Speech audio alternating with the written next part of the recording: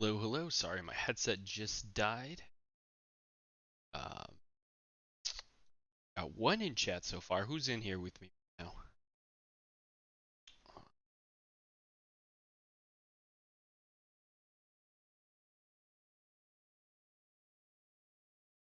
Donkey Lottery, thank you for the follow. Appreciate it. Shredder, how you doing? Been a while. Been a minute for sure. Got a color request tonight for orange. So I think that's pretty orange as I can get. I got all three lights on orange right now. Um, Drinking orange Gatorade just randomly by chance. How you doing, Shredder? What's new?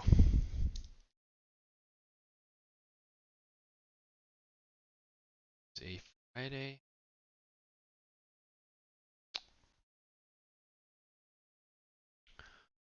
Right, all right. Got for races. Nothing too exciting. Accessible right now. We'll get into some data analysis in a minute here, Shredder. I'm just kind of re-checking over my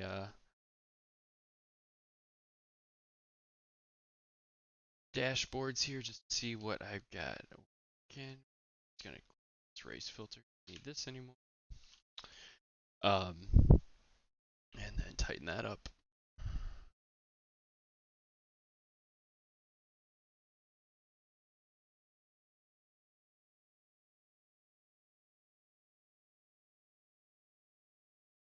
Willa, how you doing? No breeds. I've got Wins is eligible to go to the stud farm. Super Chic will be available this weekend. I may be holding off a little bit after my stream last night. We were kind of talking about a little bit about breeding. I did a recap of Zed Gazette's articles on breeding. Highly recommend checking it out. I'll relink it here in chat. But had some really nice conversations with him today too. And more to come on that. If you've been following me on Twitter, you might have seen a few Easter eggs pop up here and there. A few little hints of some things to come with Zed Gazette. Shredder, glad you had a good Griffey with Velvet Rocket. What were your odds? Let's check it out if you don't mind.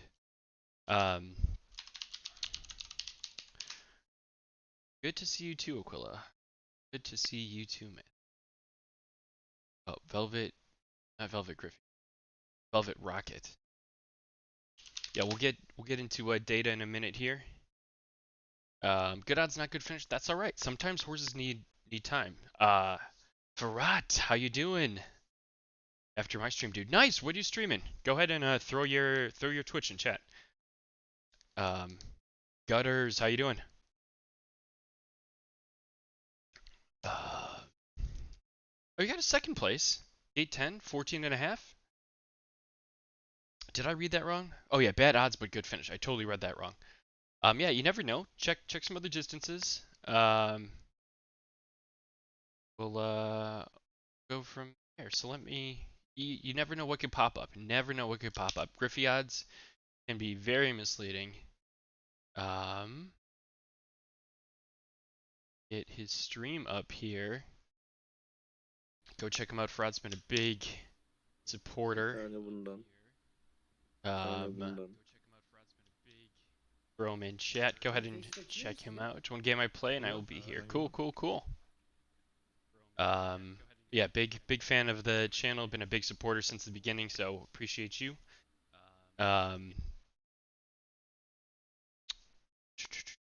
Yeah, so I just got off Pony Plug, which is a lot of fun. Appreciate it. Love you too, man. Love you too. We were talking about Griffey odds and how some of them will dump a horse after a Griffey if the odds aren't great. And I get it. I get it. It can be very disheartening, but you never know what's going to happen after a Griffey. I mean, like, this circles back again, bringing it full circle to Pickle Rick, in my opinion. And how Pickle Rick has performed. not to say that the Griffey odds were super high, but it's got odds that are in 45 in paid races, and then odds that are in under 10 in paid races. So it's all over the place. Odds are weird. Odds are super finicky. So yeah, check out Farrat's Twitch. Check out Zed Gazette. Yeah, just kind of checking out my horses right now, seeing where we're at. So 1,000. Oh yeah, because we've got good speed there. Change this for blue. That's going heavily off of right now.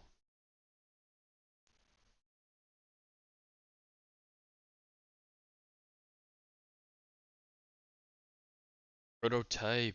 Doing well. I've got either bad allergies or I'm getting sick. I don't know. I feel like I say that every time I'm on stream. I am wiped. Absolutely wiped. That's full. Things are filling up pretty quick. Wish I could get in some races. If anyone has any races tonight, please feel free to shoot them in chat. Would love to throw them up. Love to watch them. Otherwise, we can just flip through some races later tonight. I'm just kind of going through my dashboards now, checking out some of my newer horses.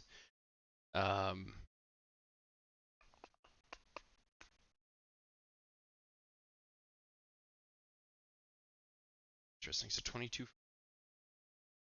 I gotta adjust my numbers. I'm tired from staying up till 4 working on the dash. It was 4 p.m. or 4 a.m. prototype.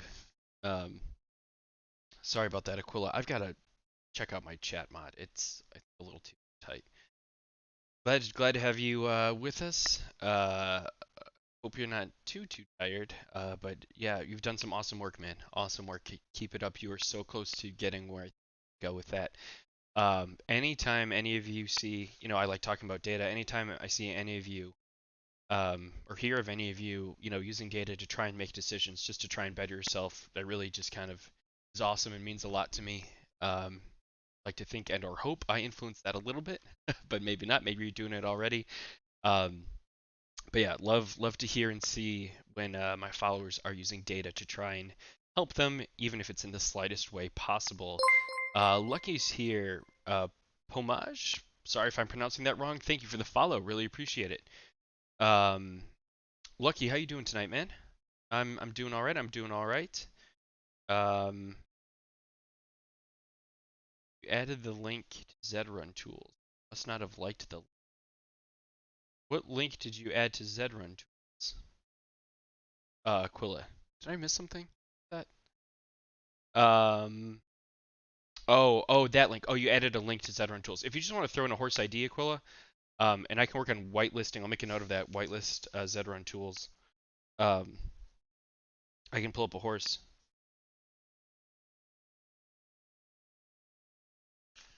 Pomage. Nice. Awesome. Thank you. It's very rare that I do that. Lucky, glad to hear you're doing well. Thinking about putting a horse I bought for breeding in a Griffey. If you do, let me know. We'll throw the race up. We will definitely throw that race up. That would be a lot of fun.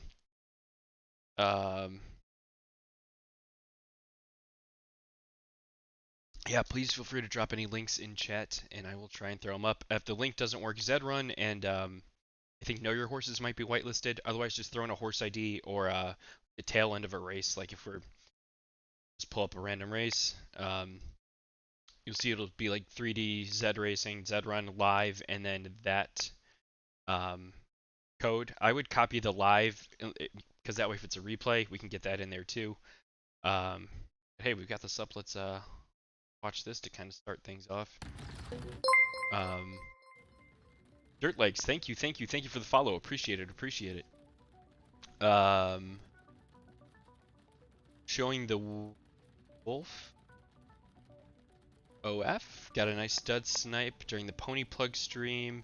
Got him for 0.039 for a nice bloodline. Nice, Aquila. Well done. The charms, I want to try and get a 2600, but I'm thinking about setting for one of these 2400. Now, Lucky, are you choosing that based off of White Mocha Latte, by the way? Just crushing it. Who's this in back? Burger. Let's swap Burger Kill. Are you basing that off of its parents? And is your thought behind that the parent preferred distance influences the child preferred distance? Just kind of curious on why you're choosing that distance, Lucky. Um, that's the name of the horse. 606. I will throw that up for you, Aquila. White Mocha Latte just crushed in that race. Absolutely crushed.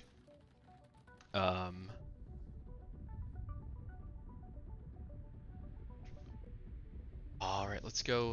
We'll throw that on ZED RUN Tools. Let's pick Insane Hit. Swap that out. Oh, wrong link. Wrong link. Throwing wins.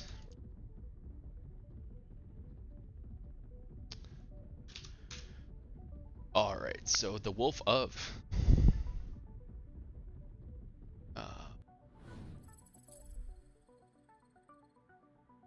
Cut that race out. Okay. Aquila, is this the horse that you picked up? Got a nice stud snipe.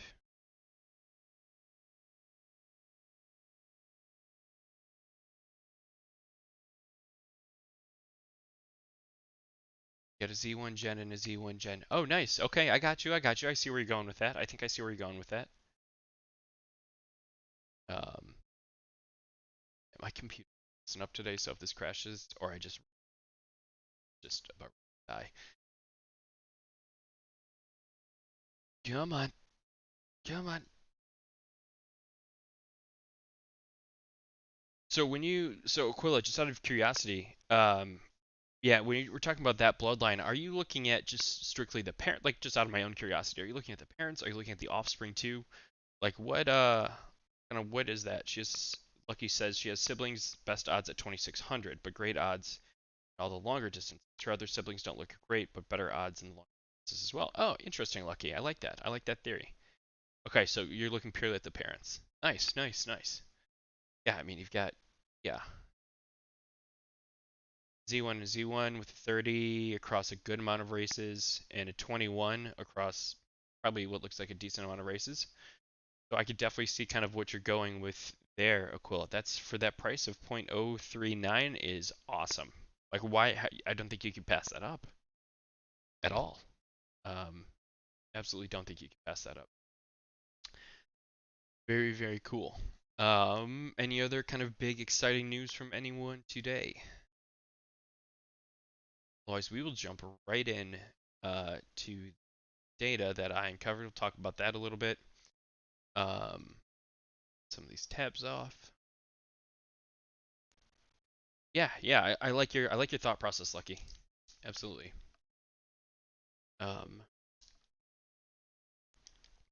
so a few days, weeks now back, I did kind of like an overview analysis of about 10,000 races, and we looked at things like bloodline, breed type, Z number, gender, and how that potentially influences or doesn't influence things.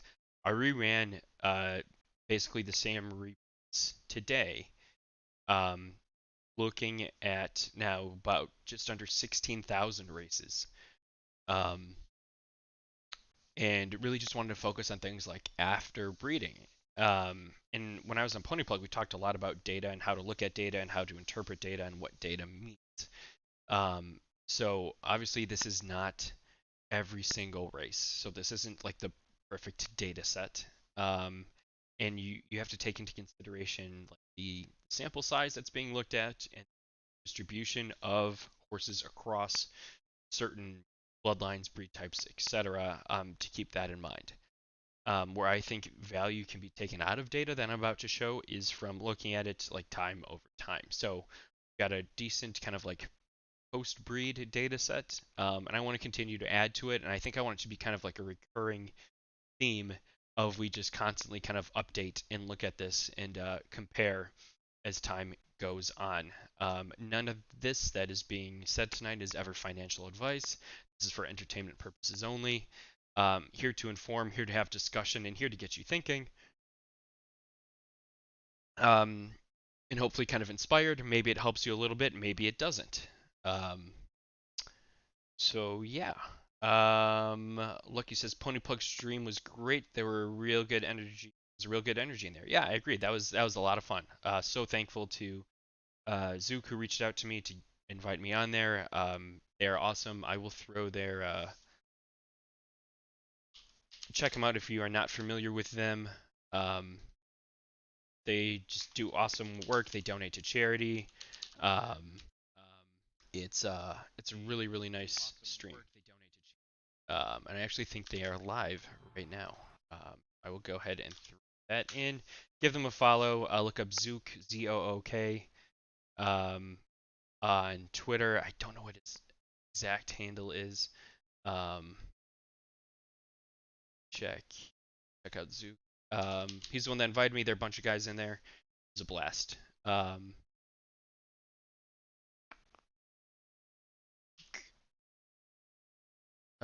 isn't this showing up? Or just follow the pony plug. Yeah, plug pony 247, I believe is the one. Go ahead and check that out, and you'll find the guys in there. So kind of going to the data then tonight. Golden wants me to do a profile on Reborn Racer and his offspring. I personally think he's the best breeder in the game. Interesting. Hello. We will do that. We'll do some reviews. Winks, orange, yeah, and by random chance I got orange Gatorade too. Hope your headaches, your migraines better. J-Man, how you doing? Um, Golden, if I forget, shoot that in chat after we circle or after we finish up the data. I'd love to take a look at that. So again, with data, this is a small kind of snapshot of things. I think this data becomes valuable as we look at it over time. None of this is financial advice, and hopefully just gets you thinking a little bit, kind of one way or another. And I think we can get some great discussion out of it. Hendrik Stables here. What up, Napes? How you doing? Welcome. All right, so just kind of looking, and I'll zoom this in. Go ahead and dive right in. So I just kind of consolidated a bunch of them into one, so I didn't have a million tabs open. Like I said, my computer's struggling. So number of races analyzed was just under 16,000. We got 15,997. Here's a breakdown of breed type, and this I think is kind of interesting. I showed this on PonyPlug. Basically, you've got your Genesis at 4,900, Legendary at just under 6,000, Exclusive. Then you've got a big drop off, Elite about half of that. So it kind of like halves, except for Pacer. 5,000, 6,000, then 25, so just under half, and then 1,000, 1,100, just under half, right about half, and just incredibly small number. I can't do that math right now off the top of my head. Looking at the gender breakdown, so we've got pretty close-ish colt and filly distribution, but huge drop-off for mare and stallion, and that's 15,000 horses. Breakdown by country, UK and US still reigning supreme up top, with 2269 races and 1771. That would have been pretty cool if that was 1776. Those of you that are American. And then scrolling down, West Indies and Uruguay, bringing up the bottom with 63 and 33, and again that total 15,997. Looking at this up here. A handful of you, and I've seen this on Twitter all over the place, talk about distances and how much of a pain it is to get in certain distances. And that I might do that quick. But here's just kind of a breakdown by the distances. So 2,600 and 1,000. I've said this multiple times before on stream that those races just don't appear as much. I don't know why. I don't think there's anything to it. I don't understand why. Just kind of stinks because for me personally, that's influenced my evaluations a little bit. If there's a horse I want to take a chance on or opportunity on, but I see a strong preferred distance, at least in its current state, of 26 or 1,000, I kind of back away from it purely for that reason, because just the accessibility and the raceability, which I think is super fun of the horse, isn't great. So then if we go and look at the breakdown, so 2,600, 173 races. We got about 1,400 at 24, 2,200-ish At 22, that's kind of interesting. About 2300 at 2000 meters. 1766 at 1800, 2779 at 16, 2181 at 1400 meters, and then it kind of falls off from there. 1200 at 1812, and 1400 races at 1000. So significantly higher than the 2600, which I believe from last time is kind of these numbers, the 10 and the 2600 were a little closer, but we've got a lot more in the 1000 since then. And I want to try and add.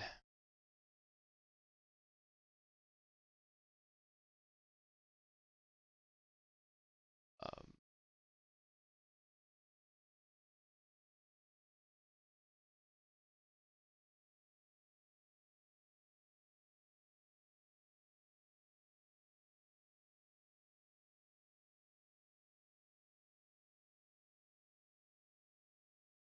love the way that's showing now. I would like to include a class breakdown at some point. That won't be happening tonight, but would love to throw that in there. Um, Again, so got kind of our overview data, where things stand. This gives you an idea of that distribution. We talked about that earlier. I talked about it on Pony Plug too, of like, oh man, if you see Pacer or Cross are just super insane, like, oh my gosh, their stats are insane. Keep in mind that this isn't many horses. And keep in mind too, like Stallions significantly less than Colts and Fillies. Mares are a little closer. Apes, thank you so much for the follow. Greatly, greatly appreciate it. So kind of getting into it. So if we look at position by that one, I throw in later. We'll start here. Um, Looking at position by bloodline. Yeah, that'll work.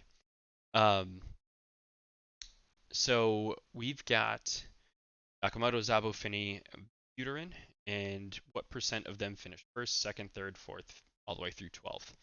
Um, and I'll be honest, I haven't really dug into this data too much yet.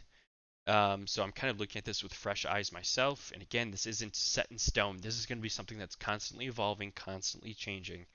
So keep in mind any ideas that maybe I present or that you may formulate in your head are most likely just theories at this point because we are still so early on in the game. So looking at Nakamoto's, looking at position one, just going down, got this being fairly close. There's a 0.7% difference. This gets a little farther. There's about 0.8-ish. You get 1.2, and I feel like here you start to see things get a little wonky in like the 4 through 8 range. So you've got Zabo's higher here, kind of going across. There's some of the higher numbers um, compared to Buterin's just low. Um, so it kind of drops off here. This is kind of an early drop off when you think of like a U shape. And then it picks up around 5, 6, 7, which isn't necessarily a great thing. Looking at the opposite end of things is you kind of get that stark difference. They start to kind of come out of their um,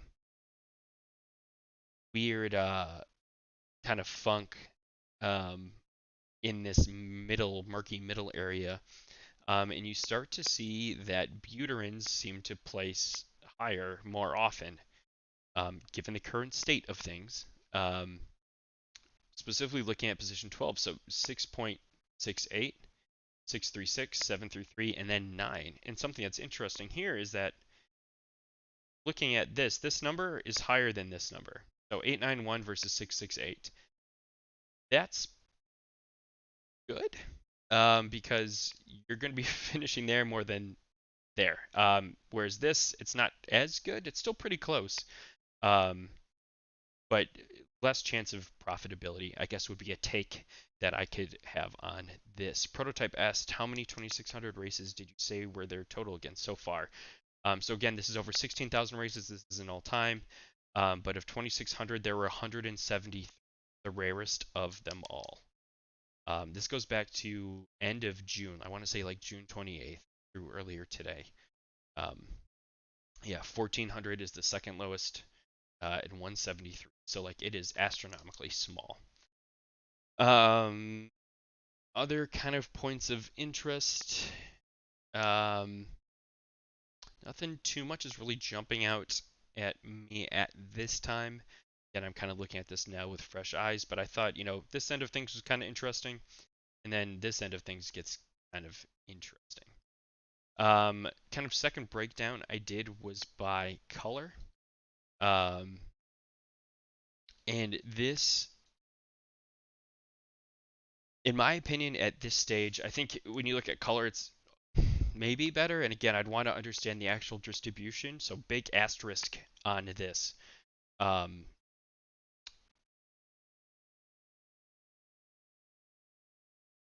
I'd want to see some consolidation because this is a lot to take in. And obviously, there's only like one fortune. You can kind of see its breakdown of where it's finished. Um, Honeydew coming in top though at 1366. Peach Puff 1337. And then we go Desert Sand, Feldgrau, Corn Silk, Cosmic Latte, Chartreuse, Dark Byzantium, Fawn, Celestial Blue. Um, these seem kind of all over the place to me. And kind of all the charts, at least of all the ones we've looked at so far, this is my least favorite because, and I think is a good representation of how data could almost be misleading in a way. Um, it, Well, it shows color and it's like kind of fun to look at. You don't know things like, the other factors, the Z number, the blood, the breed, and again, the distribution of these horses. Um, so it's something definitely to keep in mind. I would say this is kind of fun and pretty to look at, but I wouldn't get too excited about the colors at this point. I mean, you see a lot of 8, 7, 6, 6, 7, 8, some 9s, close to 10s, some 11s there. Um, to me, it seems like it's a fairly tight grouping overall. Um,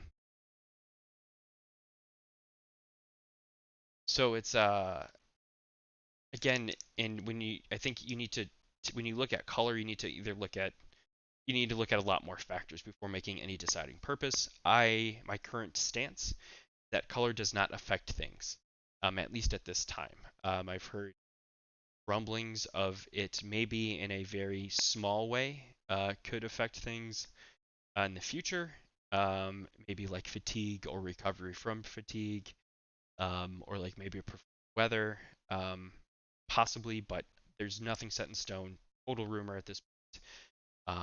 I don't think there's anything to color at this time. Prototype says, LOL was gonna say, thought I have my math wrong because for 2600 over the entire ZED RUN network, I have around 1600 races in the 2600 meter distance. Yep, I could see that though. Yeah, like that feels small, but obviously significantly larger than what I'm looking. Lucky Charm says I entered in Griffey. Once it goes live, I'll post the link. Settled for 2400. Not bad. Kind of got what you want there. Hope it turns out for you. Yeah, please send a link in chat. Um, so next we're kind of looking at gender, and I thought this was a little interesting. Now remember, Colt and Philly make up the majority of what we're looking at here. So here's our gender breakdown: 5,600 Colts, 4,700 Phillies, uh, 32 Air, and 14 Stallion. So not totally apples to apples by any means. Over time, again, like we talked about at the beginning of the stream, that this will start to kind of hopefully balance out and even out, and we can draw clearer confusion or not confusions, conclusions. Um, so keep that in mind when looking at this. Um, so, oh man, looking at Colts, um, we see kind of a fairly clear A shape. Where you got 7.3%, 775, 8, 849, 866, 877, 898. Then it starts to drop back off. 883, 885, pretty close. 846, 821, 765. So you kind of see that A shape, which we find again in a lot of horses because a lot of horses aren't super strong, amazing racers. To me, that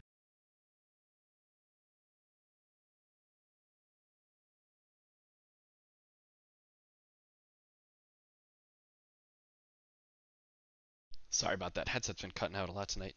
To me, that makes a lot of sense because the majority of the racers are kind of fit that A shape race. They aren't super strong. Makes sense. Looking at fillies, slightly higher. Is this enough to say that fillies are better than Colts finishing top three? I really wouldn't say so. I really wouldn't say so. So 7-8, 7-9, 8-3, 8-2, 8-4, 8-5, 8-4. So peaks a little earlier. Again, not I don't think statistically significantly enough. Um, 8-4-9, 3-8, 5-9, 4-2, 8-5-2. Interesting that this number we got zero point 0.5 higher than Colt, and we've got almost 1% higher there. It's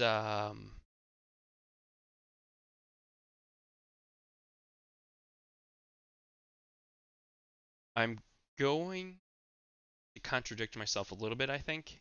Um, there are some slight but differences that aren't necessarily statistically significant. But if you look at kind of the positions, I guess, that matter, at least with this, and I'm not saying this is definitive, but like you'd want first through third to be better, which they are. Fourth is worst, or was worse, which is fantastic because fourth is the worst place you could possibly ever finish. Um, fifth through eight, um, ninth, kind of that middle area is it's a lower percent being better, and then 10th is higher, 11th is higher, and 12th is higher.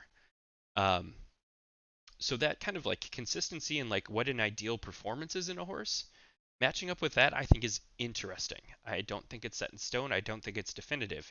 And part of my current breeding theory ties into that. And I could be connecting apples and oranges here. But it I think it's something that's interesting and just kind of like a little side note at this time. I think there is a little bit of a benefit to fillies from a performance standpoint. Um, Looking at mares versus stallions, and again, the data with that we're looking at so 5,000, 5,600, so about 1,000 difference here, and we're looking at it like a 1,800 difference here, but significantly compared to Colt. So I think we're going to see a lot of, I guess, what I would call or refer to as volatility. Um, Cyber, thank you so much for the follow. Greatly, greatly appreciate it. Welcome, welcome, welcome. Um, so keep these kind of numbers like it doesn't necessarily mean anything. Significantly smaller sample size than Colt and Philly. Um, Mare kind of is the inverse here. And I saw on Twitter people asking if mares perform worse than fillies, if breeding affects race performance. I don't know. I don't think so. To me, that doesn't necessarily make sense, but I don't know. Does anyone know, kind of in the real world, does breeding affect horse performance if they've had a foal? Um, Something interesting to kind of think about. Um, but again, okay, here you do see again the 8 the 10, 10, 11, 12 higher than the stallion.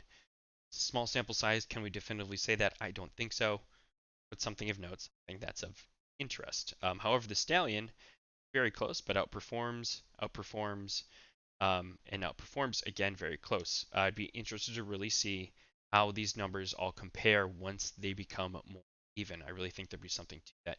Lucky says 6 minutes to Griffey. Thank you, thank you. The next is looking at Z number. Oh my god.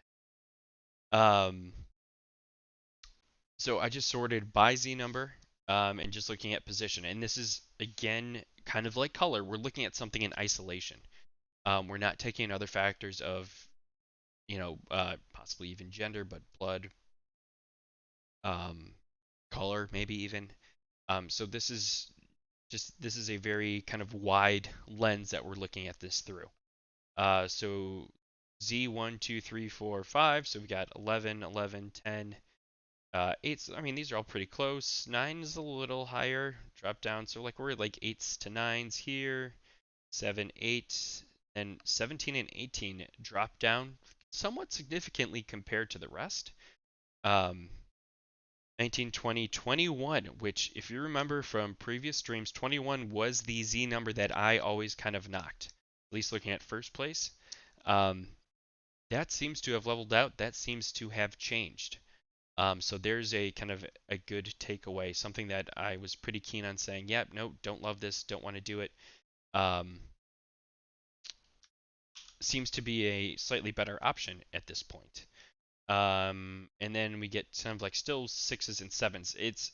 The numbers are, they go down, but you still have some like up and down within that range. Like you could almost like band this going across, at least looking at the first place um, positions. Lucky, how you doing?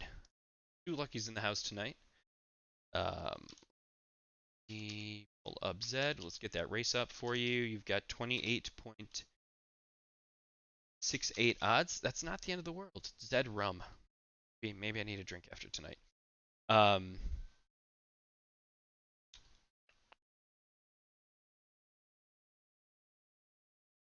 this is it right here, the Pegasus. What's the name of the horse, Lucky?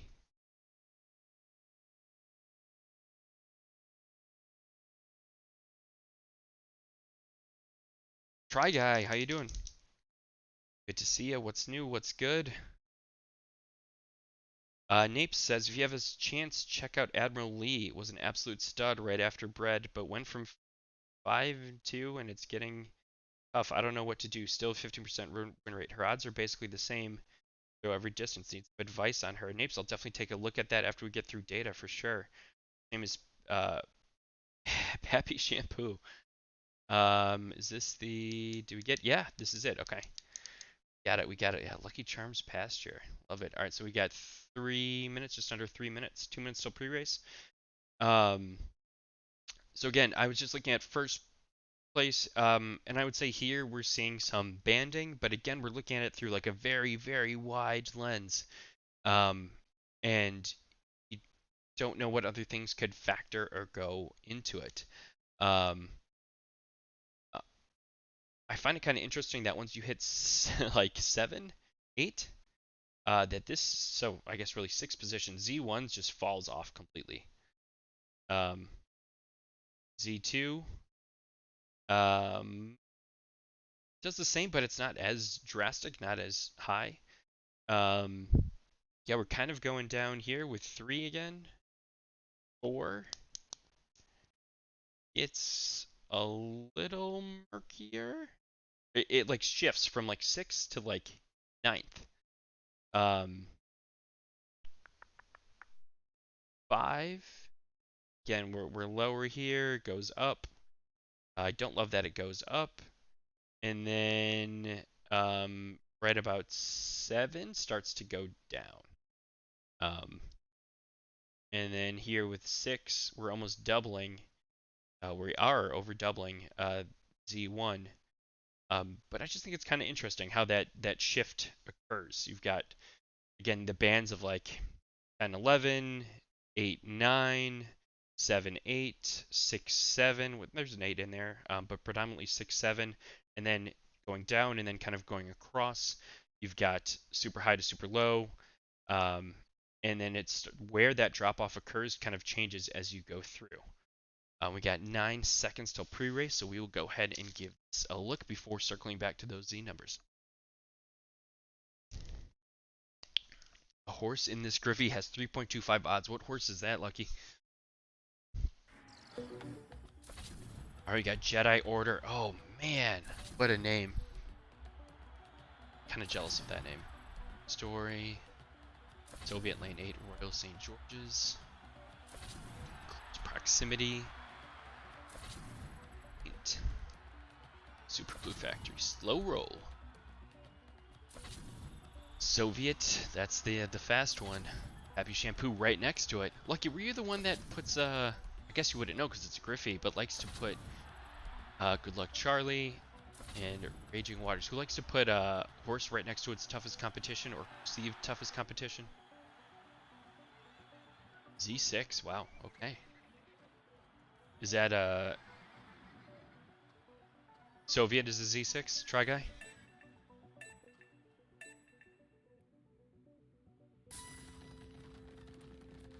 Right. Let's go. Poppy Sham. 2300, so longer race. I like the colors. I like the red, white, and blue. We got some browns in there. And Jedi Order. I love that color. I do like Soviet's color too. Sorry, Lucky. But yeah, let's check Poppy Shampoo. Holding strong at 10, doing fine. Staying with the pack. Not a problem. Plenty of race left to run. Speaking of names, I say a horse named Pillar of... Oh, we saw a horse named Pillar of Autumn earlier? Oh, damn. That's hyped. That is awesome. That is awesome. Frog Guy, thanks for the details on Soviet. Appreciate it. And Happy's a Z19 Legendary Buterin. And Soviet's a Z6 Finny Genesis. Wow.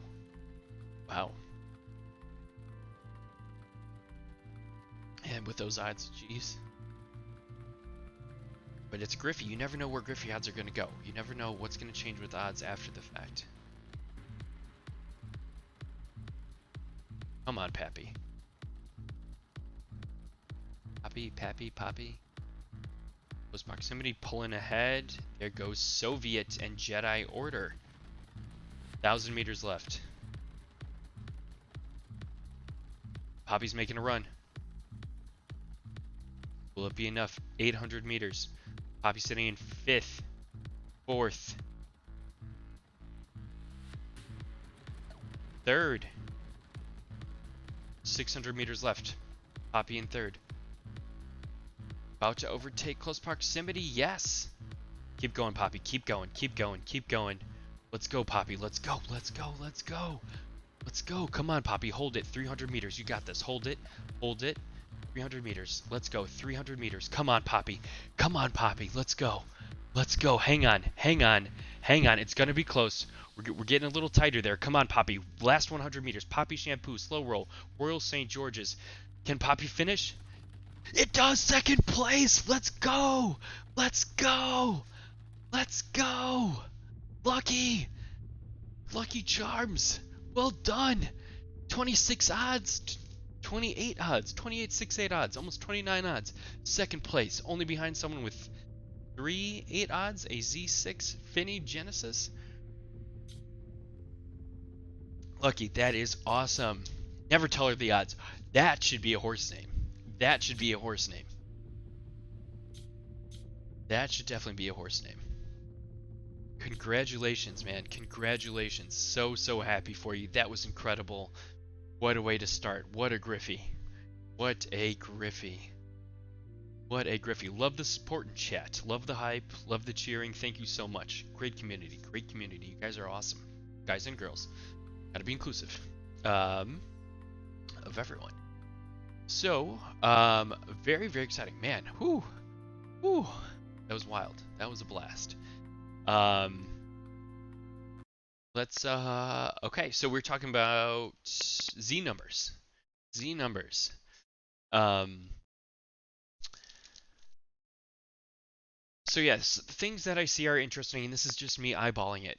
You may be looking at this and be like, oh my gosh, MJ, like, no, there's totally something that disagrees with everything you're saying. Please bring it up in chat. Please feel free to disagree with me. Please feel free to question me. These are all kind of conversations around data. So what I'm seeing of interest here is the fall off going left to right and how drastic that is at Z1 versus, let's say, a Z20, where it goes from high to low to high, or like middle to high. I wouldn't even say low. And again, I know that some of these are like 7.2 up there. Lucky says 61.2 kilometers per hour that race. That is an amazing Griffey time. I don't see many horses, at least the ones that I've been looking at, um, that get that uh, time off the Griffey. That's solid. And if you think about it,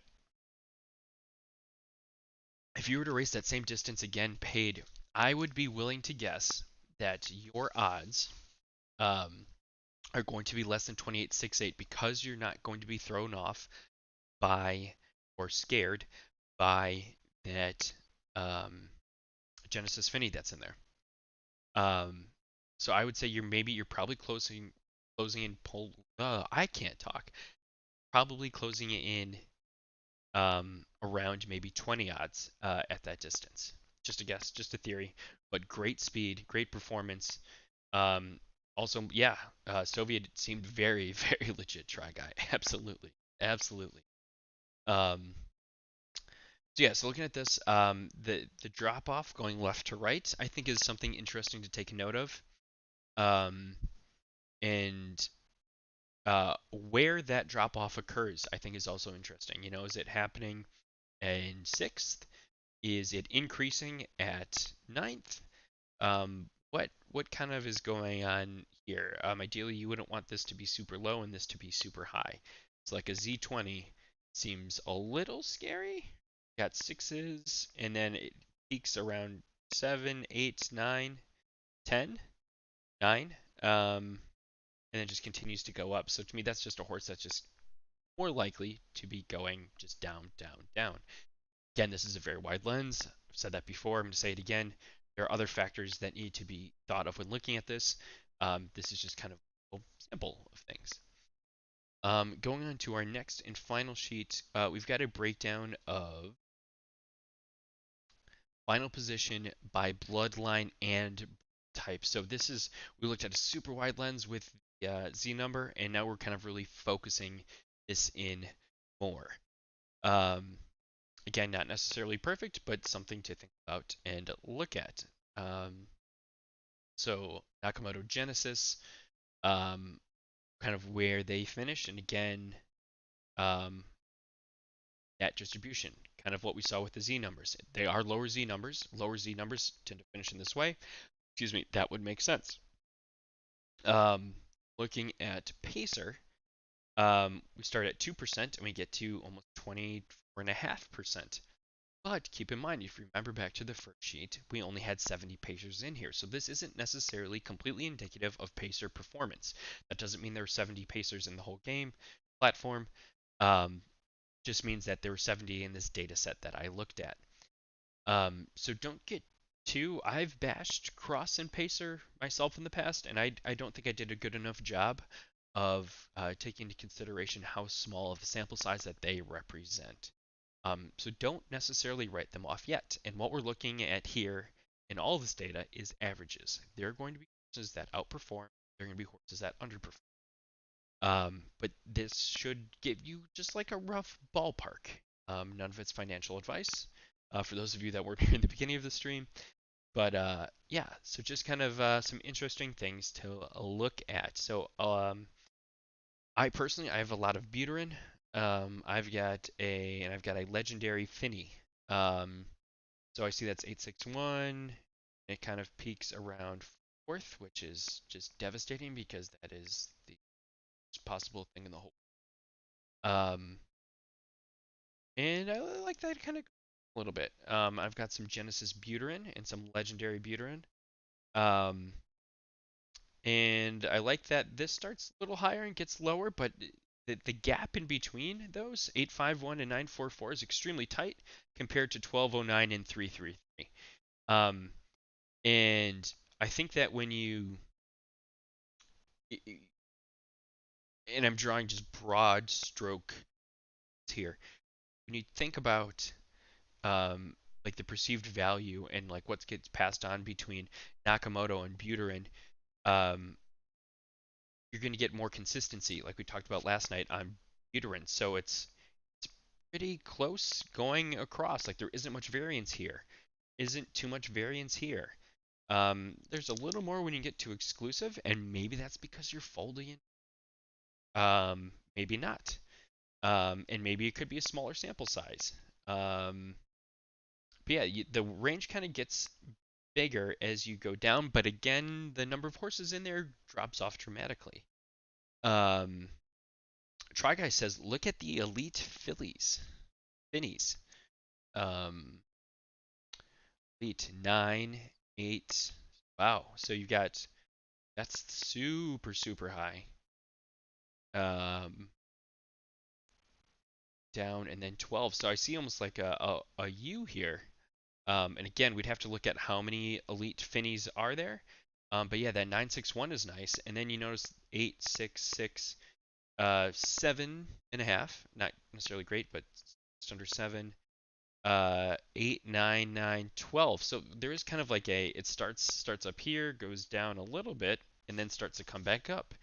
Um, so like when I look at data, and again, if this was a perfect data set of everything that ever existed, um, looking for A's shapes, looking for U shapes, looking for L shapes, looking for I don't know even what that would be, like a half of a T or an inverse L shape, could be something really interesting to point out. So why do we think in chat, why was Elite Finny um, higher?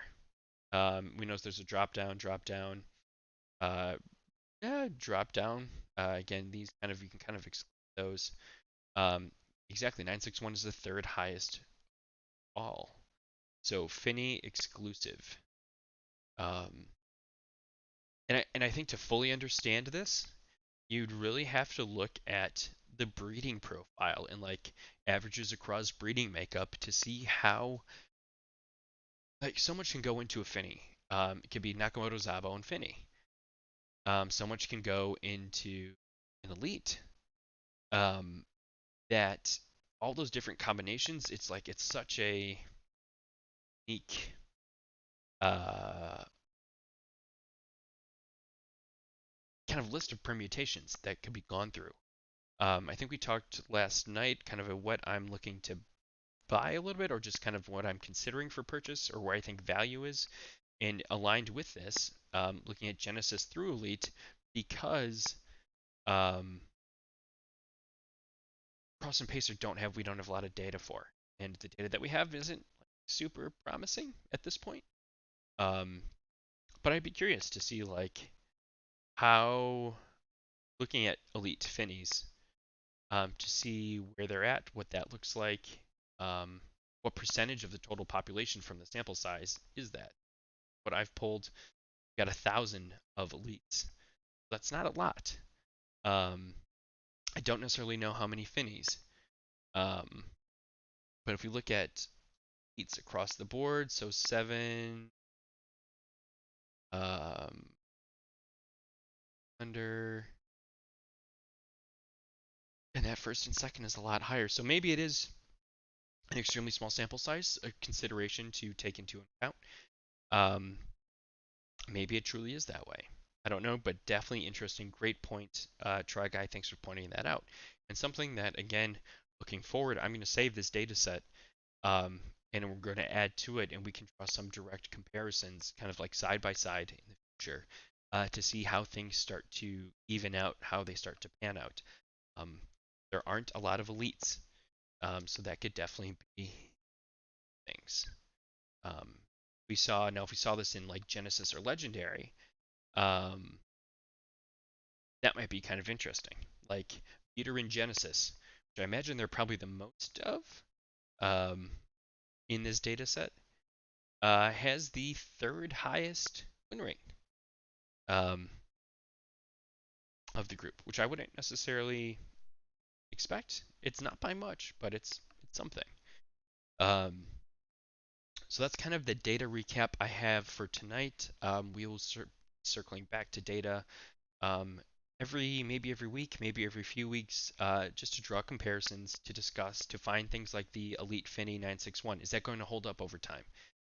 In no way am I saying go buy Elite Finnies. I want to make that clear. If you find one that fits your needs, whether from racing or breeding standpoint, and your budget, maybe consider it if that's for you. It's interesting, but is it definitive? We don't Lucky says second best odds in your Griffey were 12-11. Wow. And what position did that horse get, Lucky?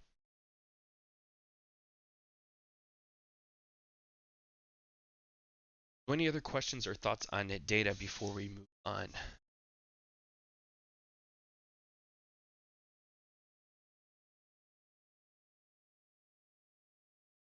Oh, horse got ninth. What's another factor try guy find when shopping? Just had the worst odds in the race. Is that like an inverse you where you have really good odds but you finished in last? You've got like not great odds but you finished in second. Did I just change the game? Did we just discover something? Are odds dead? It's not yet. So let's get into some reviews, some thoughts. I believe Golden Glow was the first one to kind of bring that up. You do a profile on Reborn Racer and Offspring. I'm gonna try. I'll give my thoughts. I don't think I have a great breeding strategy. Um, I'm still kind of working on it, refining it, testing it, seeing if it makes sense. Um, so it's got, wow, 1,400 races, 1339 paid. Let's see, it's a bit for you. Go. 1339. Um,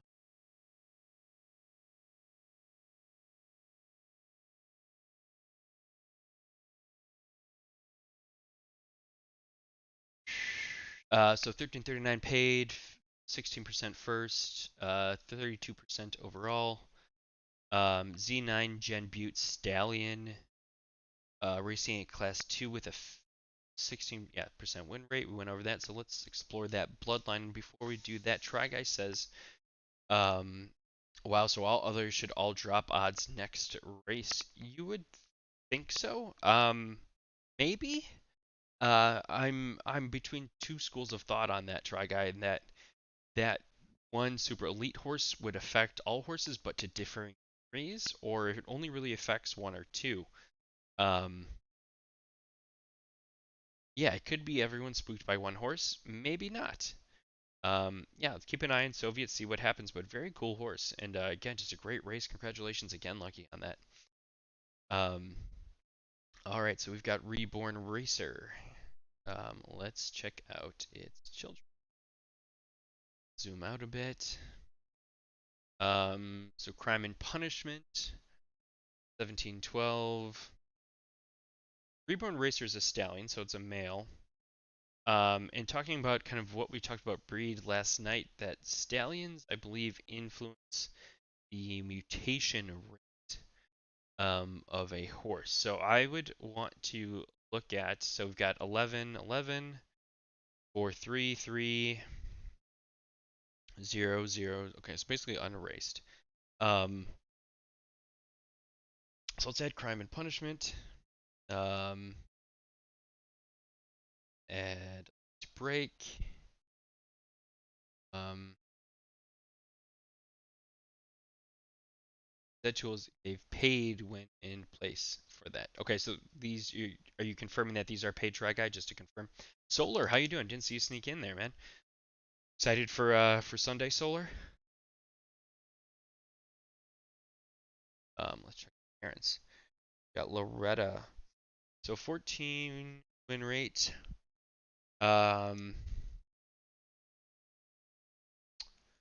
with so here's kind of a I guess I'll give some insight into my current breeding theory and strategy in looking at this. This by no means is definitive, by no means has much backing. This is purely just a theory, purely just a thought. Um, okay, the data does include. Thank you, Try Guy. Thank you. Um, so let's look at. So we looked at Reborn was pretty solid, paid. Look at Crime and Punishment across paid. Um,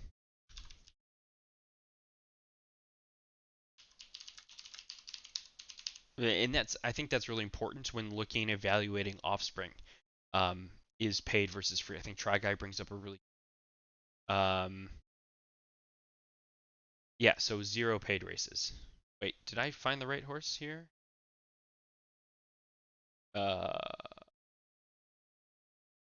I didn't. Crime and Punishment.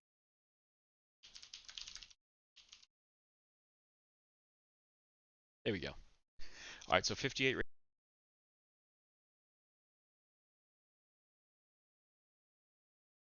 Yeah, Golden. I'm covering Reborn now. Um, oh, no worries, no worries. Yeah, just started covering. Um, yeah, Solar. I'm scared. I think Italy's gonna win, but like it's gotta come home. So like this is still holding up. 56 races isn't a bad sample size. This is still holding up pretty well. Um, so like okay, I think there's some legitimacy to Crime and Punishment for sure.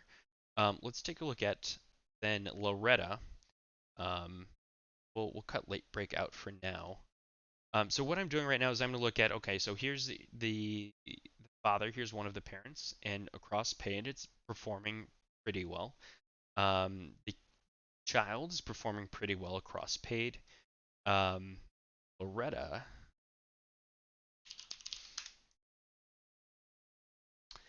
is so 168 races, 160, so performing pretty well across paid. So we've got a pretty good paid analysis here. And so if we look at the children of Reborn, assuming that these are all paid races, the horses that have raced, um, for the most part, Cloud maybe not, 100T maybe not, um, performing fairly well. If we look at Loretta's children, only has Crime and Punishment, so we can't really tell too much. Um, Try Guy, which ones do you think include paid races? Yeah, what we're looking at here does include paid, but the difference between paid and free, at least for the few that we looked at for Crime and Punishment and for Loretta and Reborn, the difference wasn't too much, so I'm not necessarily too much to discount that. Um, Kind of rebuild out that connection. So I'm seeing something that's pretty good here. I don't know why that's acting that way. As far as like a pretty good relationship.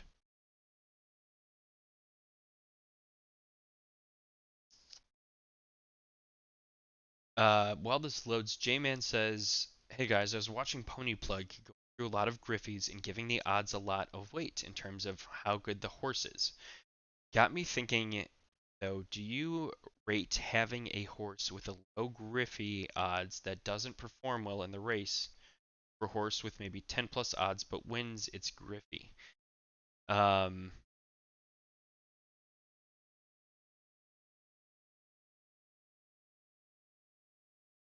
and then Lucky, we're gonna get to yours soon. So you bring up a good point too. Um, so J-Man, I don't think it's fair to evaluate off of Griffey because it is so solely off of Griffey. It is such a wild west. You don't know what you're going to get. Have Z20s with Z4s. Um, I've seen horses with horrible odds perform well after. I've seen horses with great odds perform horribly after. Um, and I think the more we mix in breeding, um, that you're going to see a lot more variance and kind of like non-consistent things happen. Pre-breeding, anecdotally, from what I saw in Griffey's, they were within a few points, or your future races were within a few points of your next races. Um, since breeding has opened up, in my opinion, those numbers are kind of more all over the place.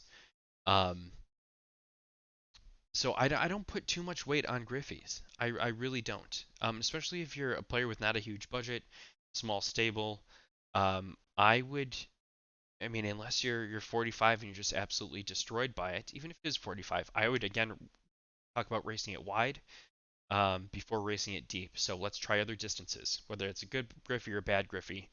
Um, and maybe if you have really good odds, maybe you try a paid in that distance, just to kind of get a better idea of where it's most likely going to be. And if you're pulling super grade in the Griffey, the average isn't going to be, shouldn't be at least, altered too much. Um, so yeah, that's kind of my take on Griffey odds. And there's so many things that can just influence it. Like it's all over the place. Lucky says I checked my horse on Zoomies today. She had a new possible U distance. Kind of crazy, didn't show up until like 350 races in.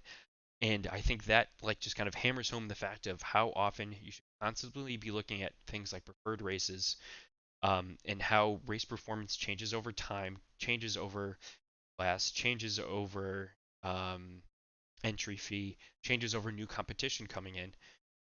What is a great preferred distance now, especially when you have a few races, could change over time. And as you get more data points, if you think about it, in the grand scheme of things, 350 races isn't a lot. We looked at about 16,000 races going back less than 2 weeks. Um, so really kind of just a small data set and sample. Um, exactly. One race result is try guy. Exactly. One race result is not equal to 1,000 sim races. Solar says, look at Barack Jr. The horse pulled 3 odds in Griffey, then went to 40 odds in paid races, I think. We'll pull that up quick, then we'll get back to Reborn Racer. Um,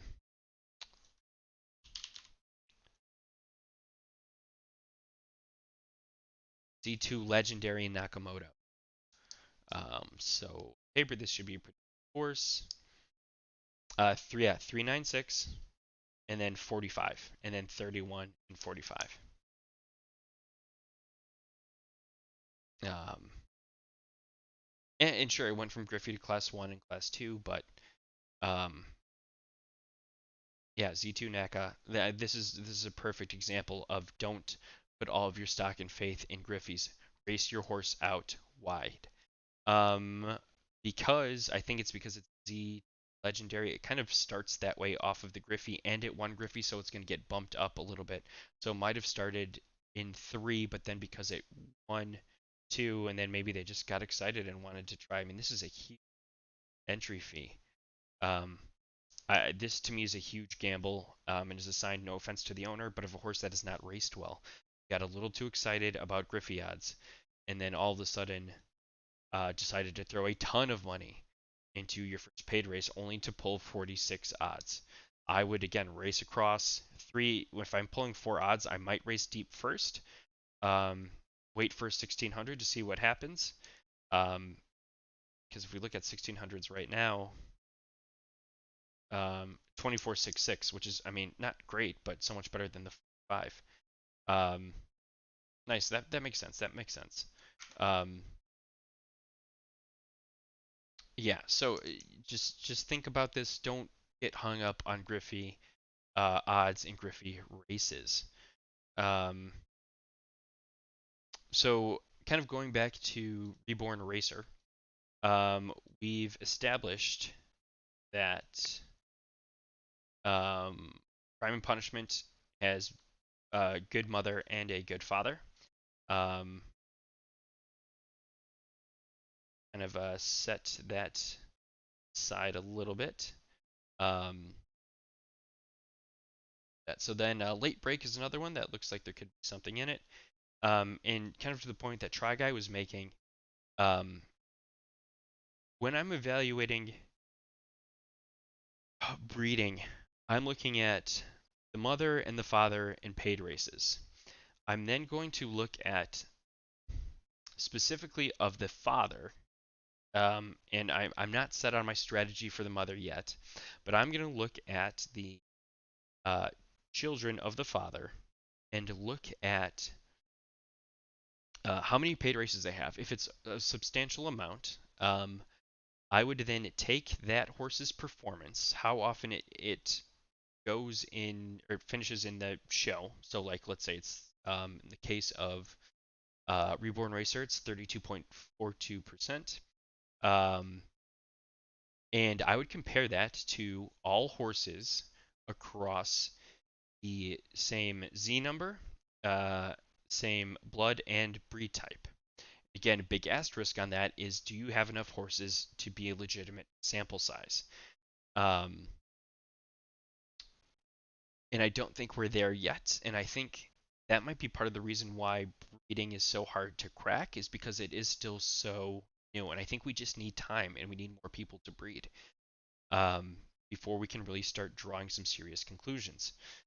Um, so again, looking at the male, I'm going to say, okay, look at the children of the male. How are they performing compared to other horses within their genotype, blood type, and breed type, bloodline and breed type?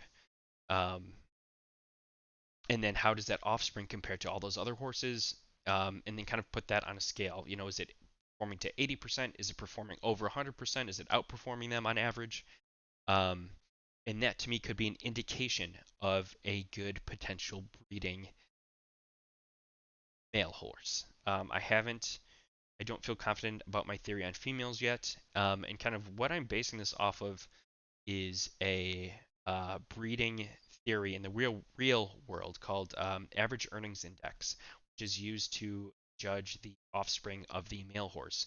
How much money did they earn compared to the offspring of other horses within that kind of same like age class grouping in the real world? I just applied that and said that's genotype, your bloodline, and breed type. Um, so that's kind of what I'm looking at when looking at evaluating like male performance. Um, Looking at late break, um, just see how many of those are free versus paid. Um, 208 races, nice. 201, very, very solid. Pretty to see. Um, so I would say that's pretty consistent. Let's look at the mother. Tangerine Haze looks pretty solid. Um, yeah, 30. So 939, 930. Yeah, so you're getting like, and then along with kind of what I talked about with the male is looking at potential like stacking. So if Reborn Racer is the shared parent here, and that's a Genesis Buterin, that's a Genesis Buterin, that's a Genesis Buterin, you're getting like these that Buterin, that consistency passed down, which is why I would think a potential theory. This is theory, nothing more. There's nothing to it. I'm sure you could find examples that would prove this wrong. Of why these horses are performing pretty well. Now we also have here some that aren't pulling as well or are not raced. So if we look at Apocalypto, um, that's a 14 legendary Baron. We look at the parent, uh, and that's a Z5 Genesis Finney with a 15 win rate over a good amount of races. Maybe that has some wins, maybe not. We're kind of looking in isolation here. Look at Captain Falcon. Z19 Legendary, and that's also bred with a Buterin that has a pretty solid win rate. So we look at Noble Suspect, and I think I just proved myself wrong and kind of am happy that that happened. 674 races, 103. So this is more like a 7 win rate, 21. In that breeding is such a black box, and I think this kind of shows it. 9, 9, 10. Yeah, here's a 10 Buterin. Here's a 10 Buterin. I mean, granted, not as strong of a performer, but Captain Falcon. Um, oh, okay, only has 4 races, so it's still got a long ways to go. Um, but just something to consider and to think about. Um,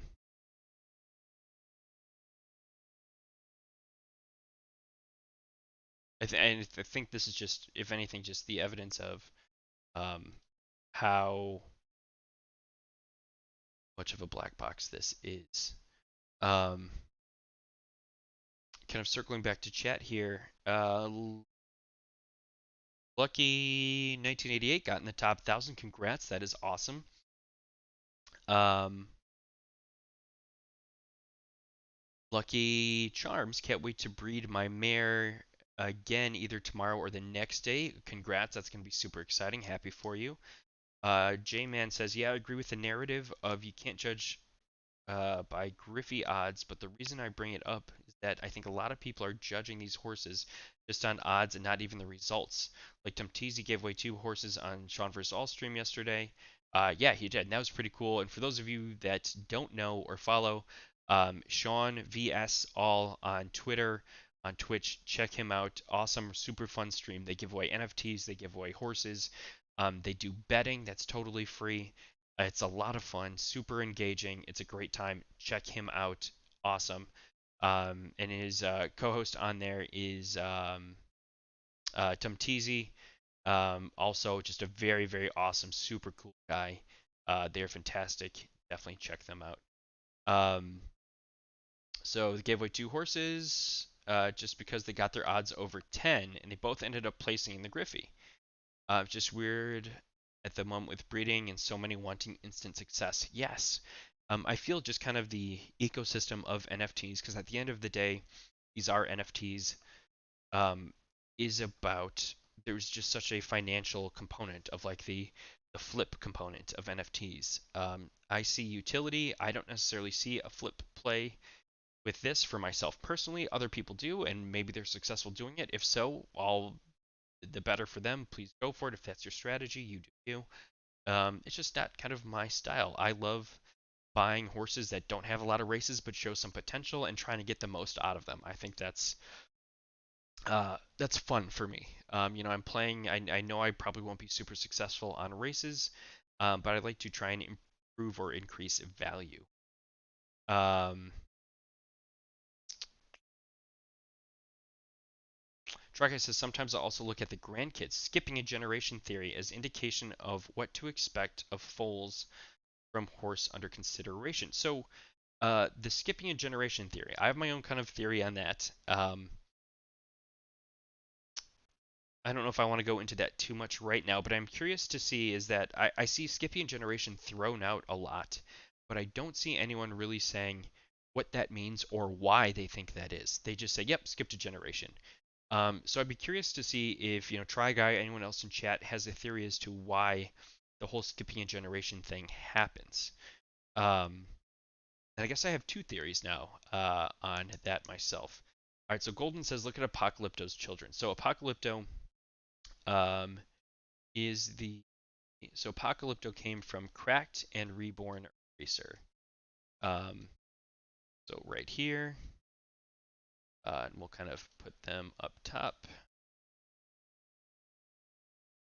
So we've got a Finny with a Beater and Stallion.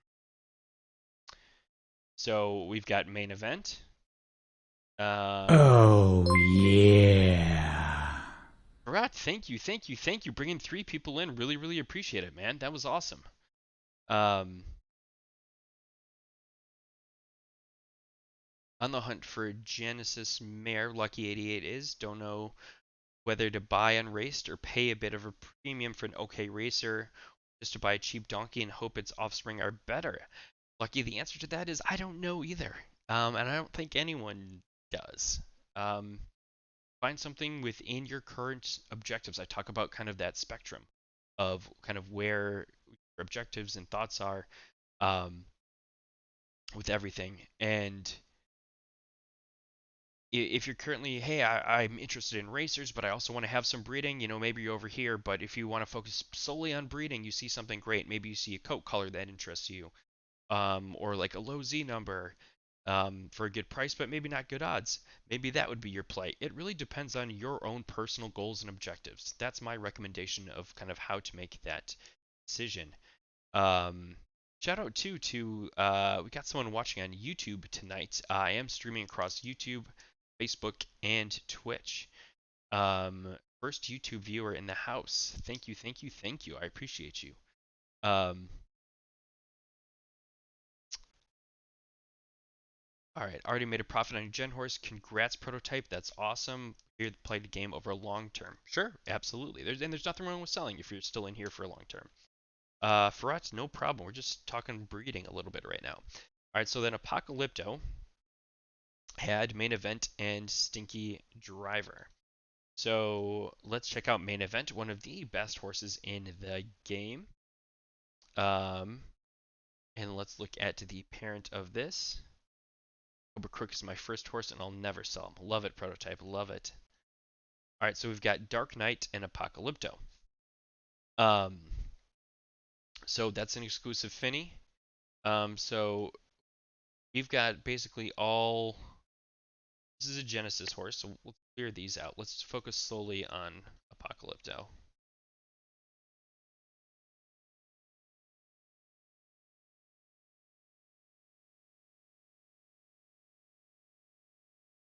All right, so we've got Reborn Racer and Cracked made Apocalypto.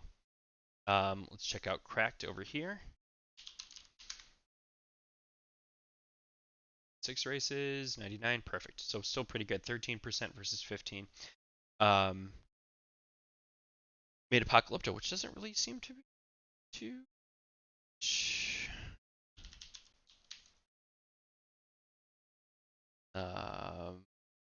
37 races, so not a lot. 30 races, 10%, which I would think would be kind of low.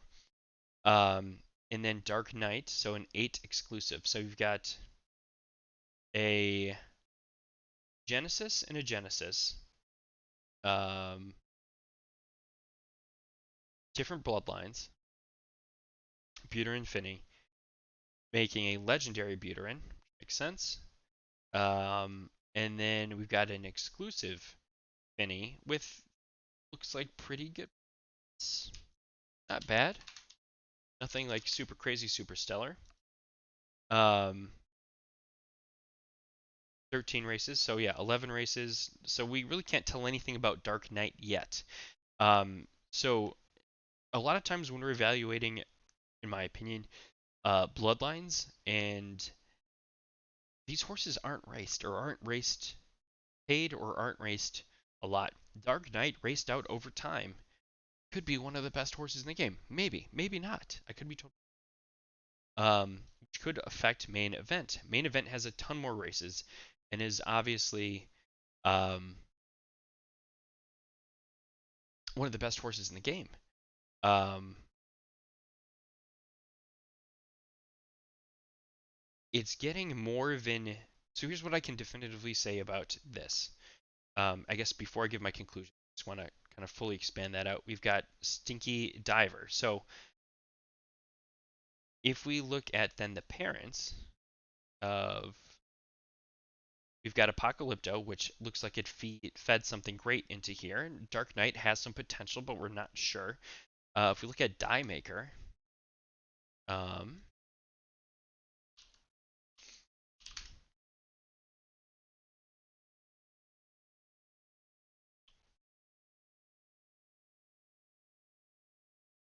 35 and 10. So again, we really don't have a good sample size to consider, but 10% and that's 40%. That would be, I would assume, over the average. Could be a great horse, could be a horrible horse. We don't know. So by that logic, so let's see if, so looking at this as we have it drawn out right now, in my opinion, Apocalypto um, isn't really doing too much as things stand right now in this moment. Um, why? But everything being applied is. Uh, oh, okay. Get Apocalypto back over there. Okay, so if we were to just look at this as is right now, in my opinion, Apocalypto is not the driver for success as things stand frozen in this snapshot. Um,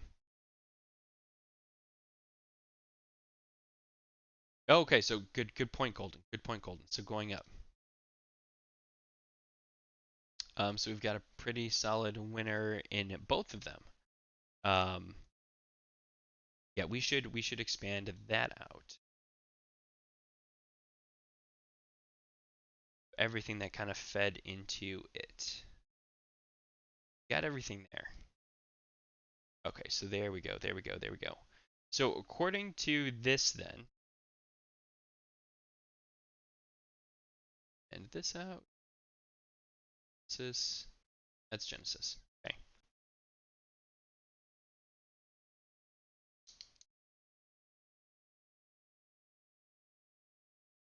So this is kind of the full picture. I know we can't really read this. I know bad visual.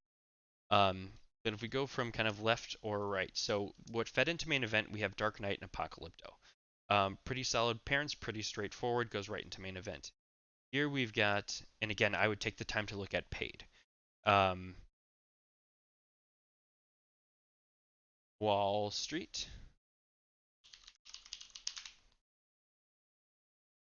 32 races, 14 races, it's 1-4. That's pretty solid, but again, it's such a small sample size. Ace of Spades, 15 races, 1 paid. So we really can't tell anything on Ace of Spades. It's significantly underperforming.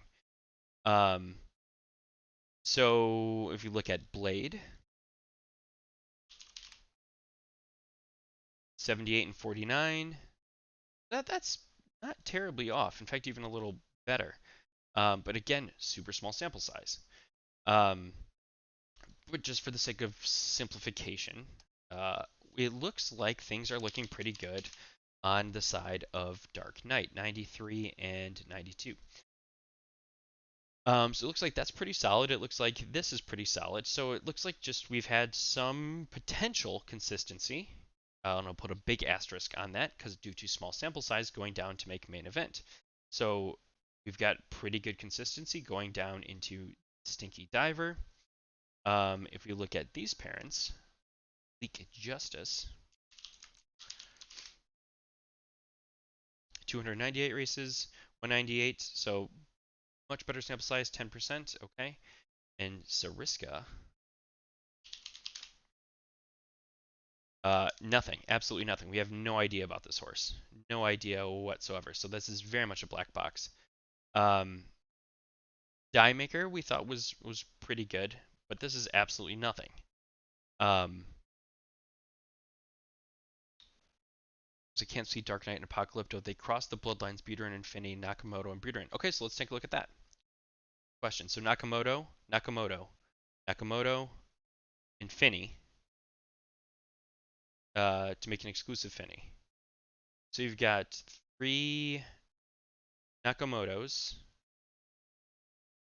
and 1, 2, 3, 4 Buterins and 1 Finny. So I guess Golden, what's the that skip generation theory when crossing bloodlines? Okay, so let's kind of look at that and test that. So same bloodline, cross bloodline, so that means main event would take it. Different bloodline, main event would take it. Um, Same bloodline, nothing there, and nothing there. Um, and this is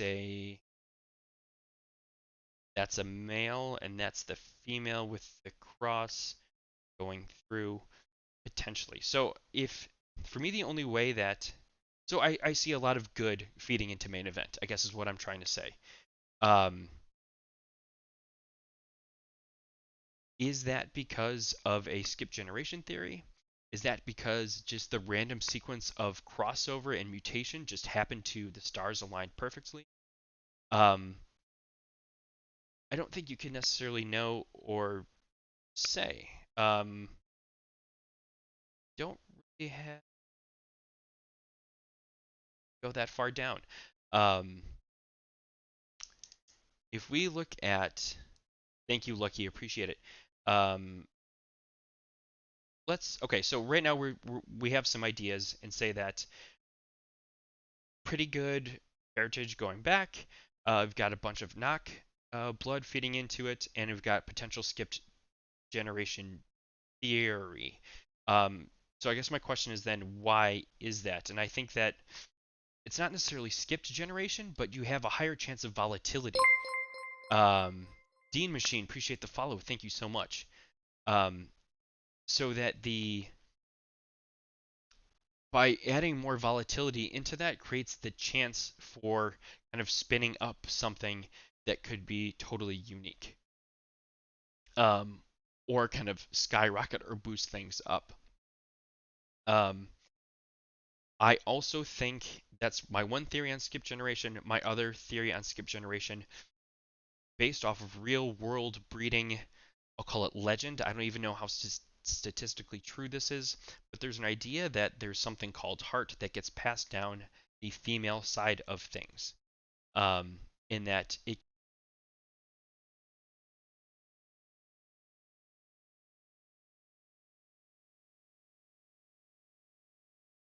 sorry about that, that it can influence and give a slight bump to performance. So that basically the female would pass it to their offspring. If it's a male offspring, it would be passed as a recessive gene um, down into the male, and then the male breeds. Um, that heart could then be passed on and shown in a female horse. Um, if you've got, I'd be curious to see if heart is even true. It's a total theory. I don't even know how true it is in the real world again. But if you had a recessive male with heart that bred with a female with heart, what that would produce, I think, would be super interesting. Um, so possible reasons why main event is successful. Um, skip generation, lots of knock blood, um, and just good racing pedigree going back up. Maybe it's a combination of all three. Just for grins, let's throw in just because this is a horse that I looked at. Um, Dank. You look at so Dank has 15% win rate over 700 plus races. Um, that's not super far down, but we can see if Dank has some kids.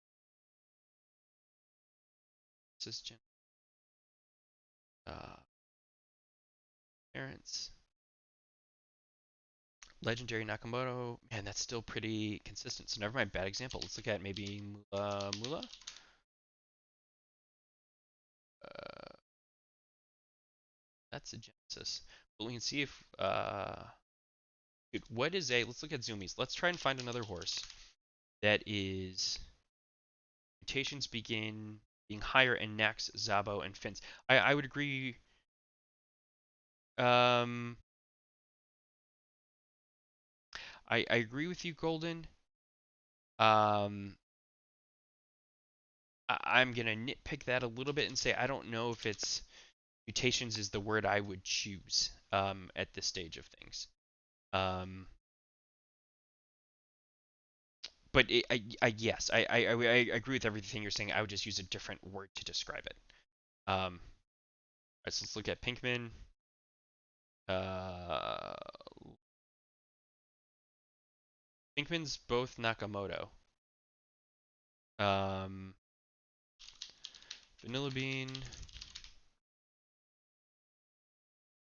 That's a Genesis Buterin. Um, let's find a Z7 Legendary Zabo. Uh, Crimson Chin.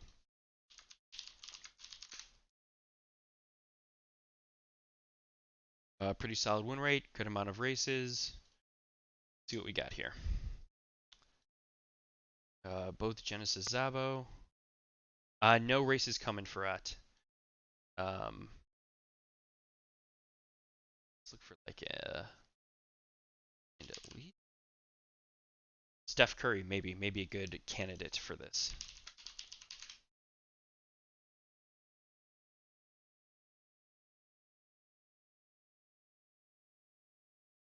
All right, so we've got.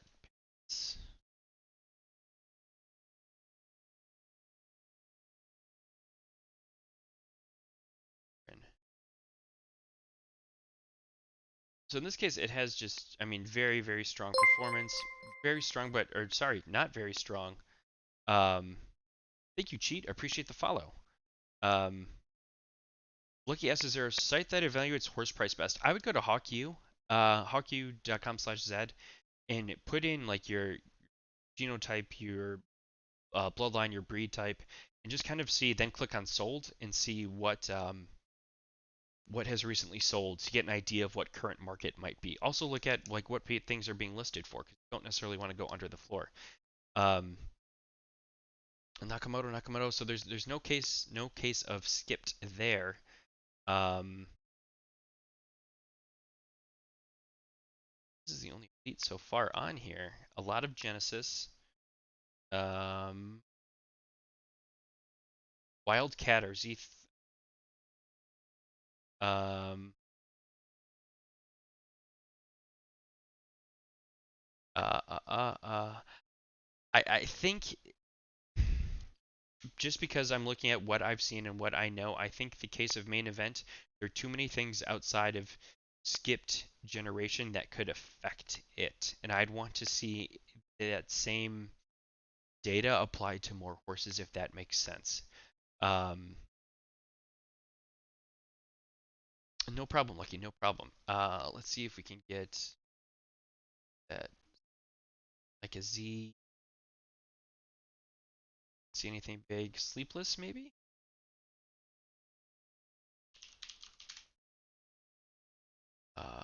100 races, 99 paid. This is Genesis Nakamoto. I mean, it's unraced. Both these are really unraced. Would you have different things coming together that has a really successful offspring? Um, no, that kind of gets cut off there. Um, yeah, if any of you in chat know of any horse that has like a really long lineage that we could look at kind of skipping, um, I also think that skipping doesn't guarantee improved performance. I think it just adds more volatility and that there's a chance performance could be better. Is that a risk you are willing to take? Free race at 2400, she pulled 45 odds. Look at that. Absolutely wild. Premium, I don't believe there's a premium on those necessarily, unless you're looking at Genesis, would be my only thought. All right, I'll give this one last look before we kind of move on. Someone asked, shoot, from Eric's chat, there was a horse they wanted me to look at. Um,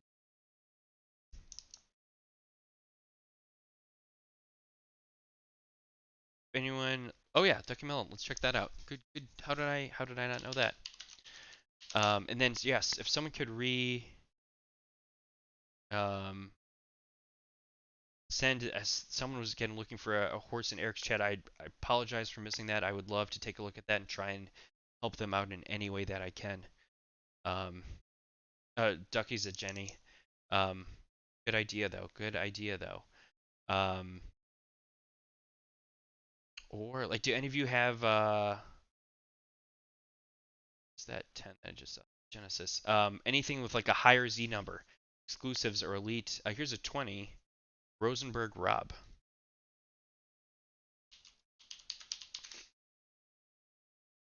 Spell that right.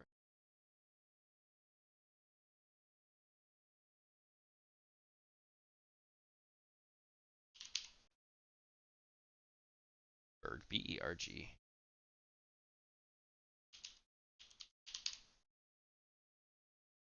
59 races, 56. Pretty solid performance. Let's check out Rosenberg. All right.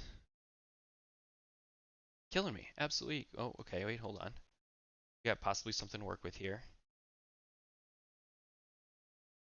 All right. So looking at this, we'll back. So Rosenberg Rob, very solid horse. Genesis. Okay, so we're at the Genesis level. We've got a Genesis Buterin and a Genesis Buterin. 2 Gainsborough to make a chartreuse. Wow. Making a legendary Buterin. That legendary Buterin bred with a Genesis Nakamoto. To make I Am a Robot. And oh, I Am Robot. That's awesome. Well done. Nice naming, whoever. King of Hearts, killing it. Um, and you never know, Lucky. Race wide, race wide. Um, and then so here's the offspring of that, which okay, so this could confirm the skipped generation or help to. It's 2 examples. It's not definitive, but it's 2 examples. We've got unraced 10% over not many races. Unraced, so we really don't know the actual performance of these horses feeding into it. So there's kind of an asterisk there, but something to maybe consider. So there's something that could potentially help that case of the whole skipped generation. Um, Z. Look for one more high Z number. Um, not Genesis. Um, there you go, Lucky. There you go. Don't hate that idea. Mopar. Uh, Good races, pretty solid. At Genesis and Genesis.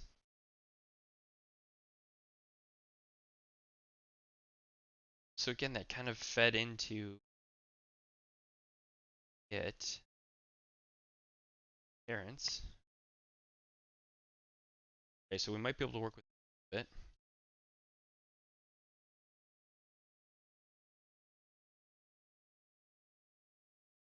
Spread this out.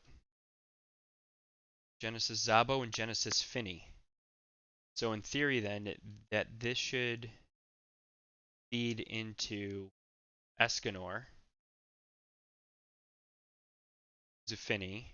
Breeds with a Finney. Genesis Finney, Genesis Zabo and Finney. So this should, I guess if skipping a generation works, this should be a super horse because you've got Finney, Zabo, Finney, Zabo, creating two legendary Finneys. So then this should be skipped and should be just performing crazily.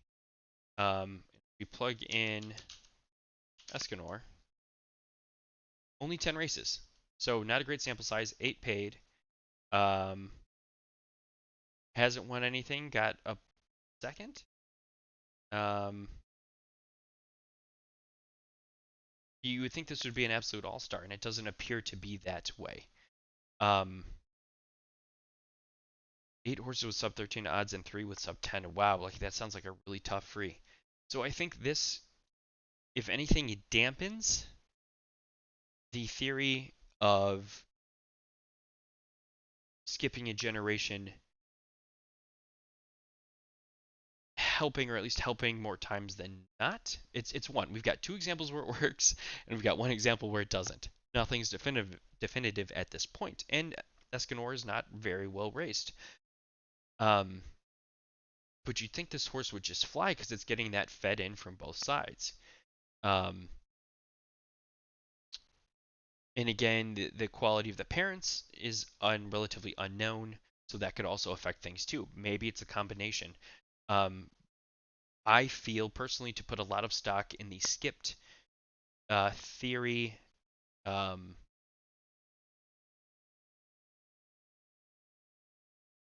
isn't I don't know. I don't see it personally. At least not yet. Not yet. Um, not yet. And I guess it still doesn't necessarily explain why it's skipping. If you've got like a lot of volatility with a Nakamoto and not much with a Buterin, you'd think then their child would, in their child it would be a Buterin. I guess that to me that doesn't necessarily explain why it skips. Because you'd think that Buterin should have as high of a chance of performing as the level below it. And maybe I'm thinking about it wrong. Chat, if you disagree with me, please feel free to. I don't have all the answers. These are just me talking out loud, me discussing theories. Kind of fun to go down this rabbit hole, though. At least for me. All right, we'll try and do Z25 exclusive Buterin. Bones are their money. This could be a good horse. What a name, too. 60 races, 21%. All right, so we've got a legendary Buterin. Genesis Buterin, legendary Buterin feeding in there. Okay. And then this is Genesis. So Genesis Finney Colt. So we've got Buterin stacked on one side completely, and then with a Genesis Finney feeding into the other, that made kind of a super horse that seems to perform, at least at these, this has a lot of races, performs pretty well. Same here. Um, no example of skipping that can still perform well. I think breeding's too new.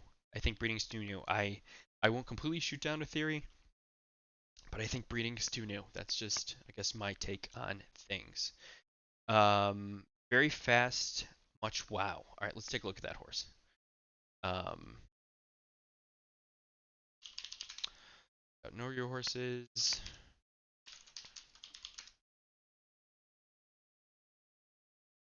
Stats, but square is far better U-shape. Yeah, could be more. Why not try and put it out there for more if you're looking to sell?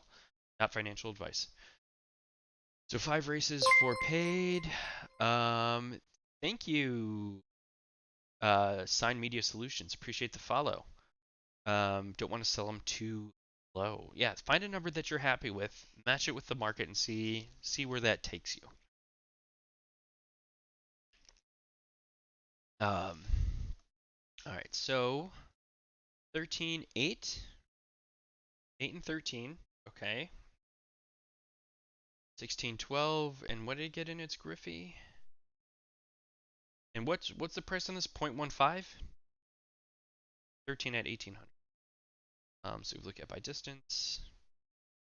11, 12, 16, 13. Yeah, this could be a fun horse. I mean, you never know. It's a 9 legendary Finny. Get very fast, much wow in here. Get the bloodline.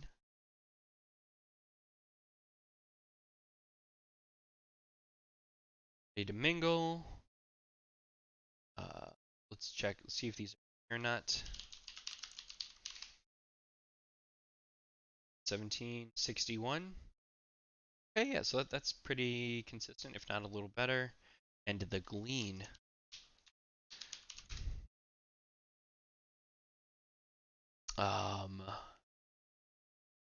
113 and 106. So yeah, about the same too.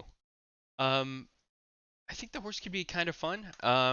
Final kind of thing I would maybe look at would be speed. If you're pulling in these first few races with this horse, if you're pulling something over um, like 61, that can be pretty exciting.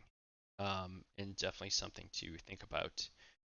Um, I think it could be a fun starter horse. Not financial advice. None of this on here is financial advice. I think it could be a fun starter horse. Got a good Z number. It's a legendary Finny. I think it could be fun. You never know where it's going to go. It hasn't raced across all distances yet. Um, I think it could be fun for sure. And again, the way I calculate speed is take distance over time and then take that number, multiply it by 3.6. That'll give you kilometers per hour. Average we were seeing was about 60. So if you're racing above 60, especially in one of these few ones, I wouldn't necessarily expect it to consistently happen, but that could be a pretty cool sign. He committed 4 minutes ago. No way, prototype. That's congratulations to him and them. That is awesome. That is awesome. Um, it's all right, all right. So yeah, that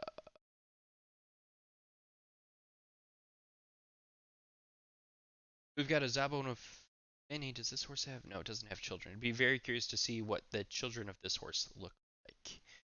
Um, I think there could be something to volatility being added. I don't know if it's tied to skipping a generation or not when cross. Um, that's just kind of my take on things. Let's see if we can get some races look like tonight. We're getting a little late, but you never know what's gonna pop up. That's 5,000. 4. Golden hasn't done a class 5 or hasn't done 1,000 yet.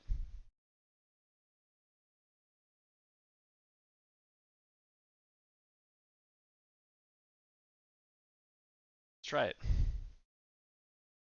Oh, I can't get gold. Class Super Sheep doesn't like thousands. Red Dragon doesn't.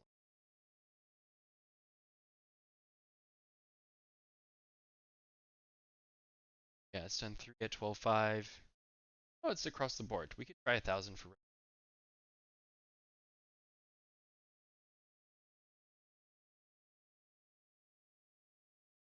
Still very early on.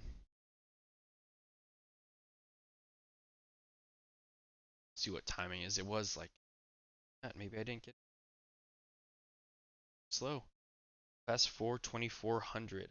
That could wings. Let's check it out. Looking at the dashboard, one race. It's finished 7th, but had a pretty good speed. When we look at that, that's maybe on a race, and I'm trying to get the average odds down. But it ran it fairly fast. You say, chat, should we try and get in this 2400? So that would be Golden hasn't done a 2400. Get Golden in a 2400.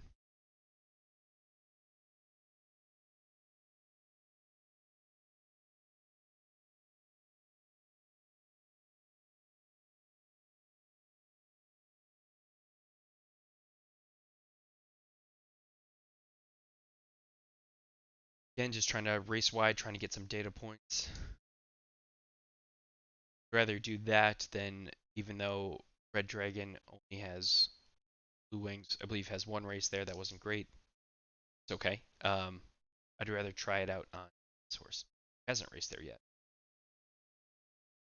Any other horses, any other questions, any other theories, things to discuss that are on people's minds right now?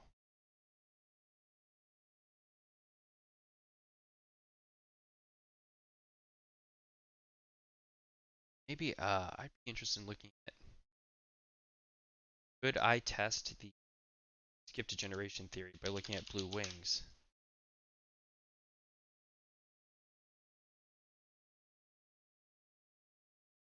Yeah, Finney and Zabo. Then if I breed this with one of my buterins, in theory, the offspring has a chance of being a really good racer. Numbers taste better pickled. Yes, they do. Yes, they do, Golden. Um, yes, they do. Oh no. Error. Let's see.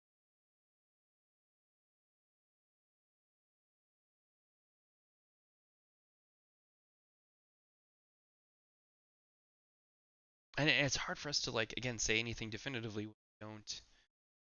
You can't look at all the data, in my opinion. That's just how I like to look at things.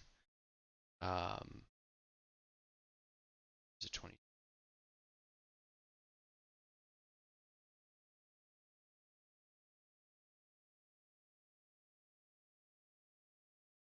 10, 8. It's in there. It's 5, 12. Check out this 22, see who's in. Oh, we've got it's filling up fast. Let's get Golden.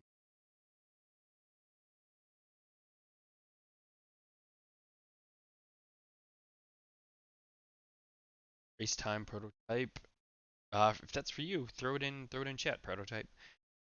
J-Man said, do you prefer to keep bloodlines pure or cross as much as possible? I don't know. Um, I'm intrigued by both sides and I want to test both sides. I literally change my mind every day. Yesterday I was so bullish on keeping the bloodlines pure. Oh, can you guys hear me okay? Can I get something in chat if you guys can hear? Okay, okay. Um, okay, awesome.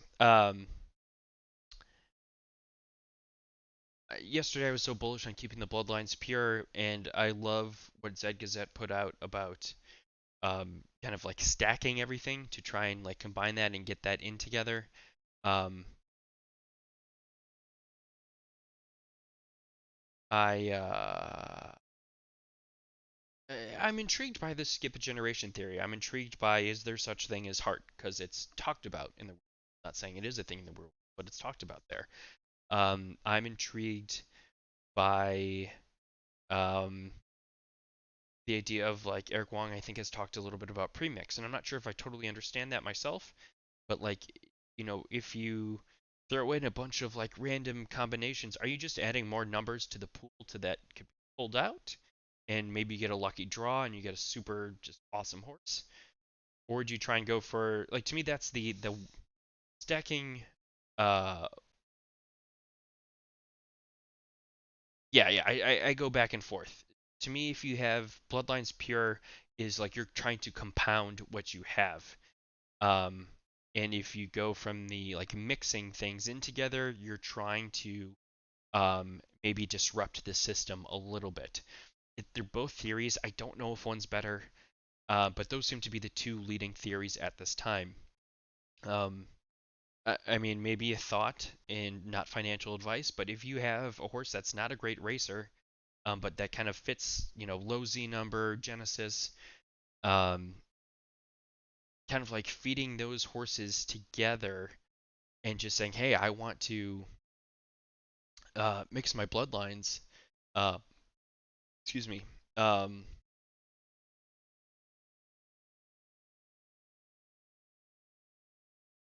16.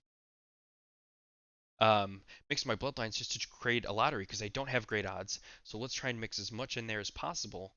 Um, just to try and give me a chance at better odds. Maybe that's a strategy for that. But I have, if I'm getting 10-ish odds and good performance, and I want to try and compound that, maybe I look at trying to keep things pure. Just an idea, just a theory, just a thought. Uh, it's the way I'm looking at it right now. I'd say it's the best way of describing it. Don't know if there's much to it. Just kind of my thought. Um, and I go back and forth over which one I like more almost daily. All right, so we're still waiting on some time on both of those, but we shall see. Any other questions or thoughts? I don't necessarily disagree with anything that's been said in here, just my take on it. Time will tell the direction of things and kind of where it is all going. Um,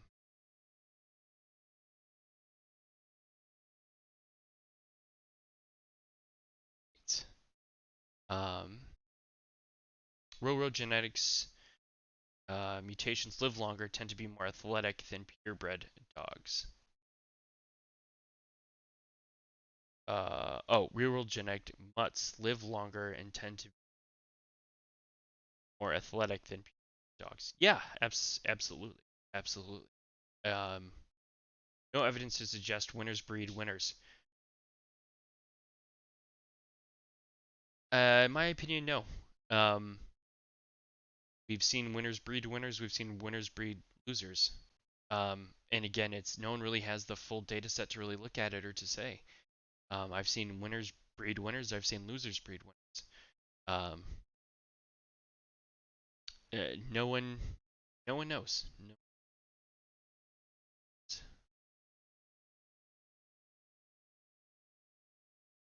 out there. It's all game. I guess this might be a good time to plug a little bit. But this Sunday, Golden and I will be having our Inside Zed Sunday at 8 p.m. Central. We'll be featuring the owner of Charlie Cheval as well as Zed Gazette on there, talking about breeding, talking about Zed in general, their thoughts, their takes, their strategies. And I've been talking with Zed a little bit offline and has expressed some interest in coming on here as well. So maybe we could take, a night within these next coming weeks and do like a really deep dive um, with Zed Gazette on his thoughts on breeding. I think he does a lot of good analysis. I think he has a lot of interesting takes on it. Um, Ducky, I believe, is Genesis Golden. Oh, are you saying to look at like the offspring of? Um, what?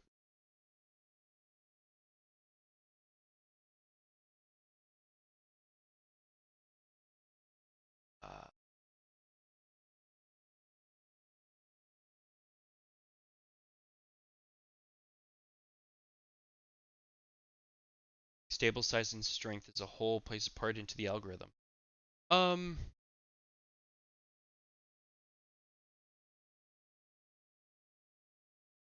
the algorithm in what way, Sign Media Solutions? The algorithm for racing, the algorithm for breeding.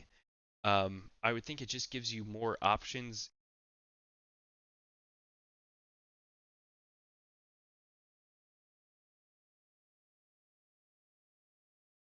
Um, Having a um, bigger, stronger stable gives you more options to work with, and on paper that's better. From a breeding standpoint, I think it has no effect on racing. Golden says they both breed a high percent of winners. Um, J-Man says I bred two bad Racer Z9 Buterins that produced Griffey winner, but now I want to breed the Z9 mare and the Z5 Finny and see. Yeah, you never know. You never know. Prototype says I don't think stable strength should affect anything. I hope as in like having more horses makes the horse race breed better. I don't think that should ever occur. Um, Stable strength should affect anything. Yeah, I mean we don't know, and that's why I say on paper. So all right, so Ducky produced strong offspring. Um, I'm not going to say this word because apparently I say it a way, and if the person who makes fun of me for saying it that way is here, you know who you are. No, they're all that color. Are you kidding me? This is like my worst nightmare. Um, so uh, I'm sorry, I'm traumatized by this PTSD. Golden was saying that Ducky has good offspring. Um, oh God, nope, nope. Prototype, nope. Um, Suave. This is just a very suave horse. Yeah, you Australians, just ripping on the American. Uh, so this looks like a pretty strong horse. Let's check. Super Ducky. I mean, I'm assuming this would have a pretty strong. Um, just check these races quick now since I'm on the tab. Uh, I'm not even gonna do it. I'm not even gonna do it. I just tried to like say it in my head, mouth it. I'm just gonna it's gonna mess it up and uh nope, nope, nope. Maybe I could be swayed. Maybe I could be swayed, but not right this second. We live on everyone. You know, Aussies like you when they give you heaps of banter. I do love banter. Do love banter. Um, okay, so Super Ducky is the horse we're checking out. Just doing due diligence. I can't imagine. Okay, so 19, 18. That's not a huge sample size, but 3 wins. I mean, you don't see that too often. So let's check out. Like it could be parent. So seductive. Wow, great breathless edge and Ducky. Wow, what what a offspring. Um, wow, that's a pretty cool on paper. Um, mm, 32 races, 21. This to me isn't as impressive. At least not yet. I think it needs to be raced more. Um, I'm a Ducky on the edge. I think paying, looking at paid versus free, I think is breathless edge. Wow, I'm a Ducky on the names are fun at least. I'm a Ducky on the edge. I'm still trying to say it in my head. I get like halfway through the word and I was like, yeah, nope. Winx is in here, they'll never know. Okay, yeah, if Winx is in here, I'll try and say it. But we have to pretend that the recording of the stream doesn't exist. All right, so Suave. All right, hold on, I gotta find it. Suave Mauve. How was that? Um, I swear if Wink shows up in chat, okay, good. Close enough. I'll take close enough. Um, Ducky on the edge. That's what I'm looking at. Oh, what did I go back one? All right, so yeah, here we go. 302 races. Okay, so that's a very solid winner. That's a very solid performer for sure. I don't know. I feel like there are too many inconsistent data points. I look at the goals. So just kind of scrolling to the bottom, newer horses. Only 2 races. Can't really tell anything from that.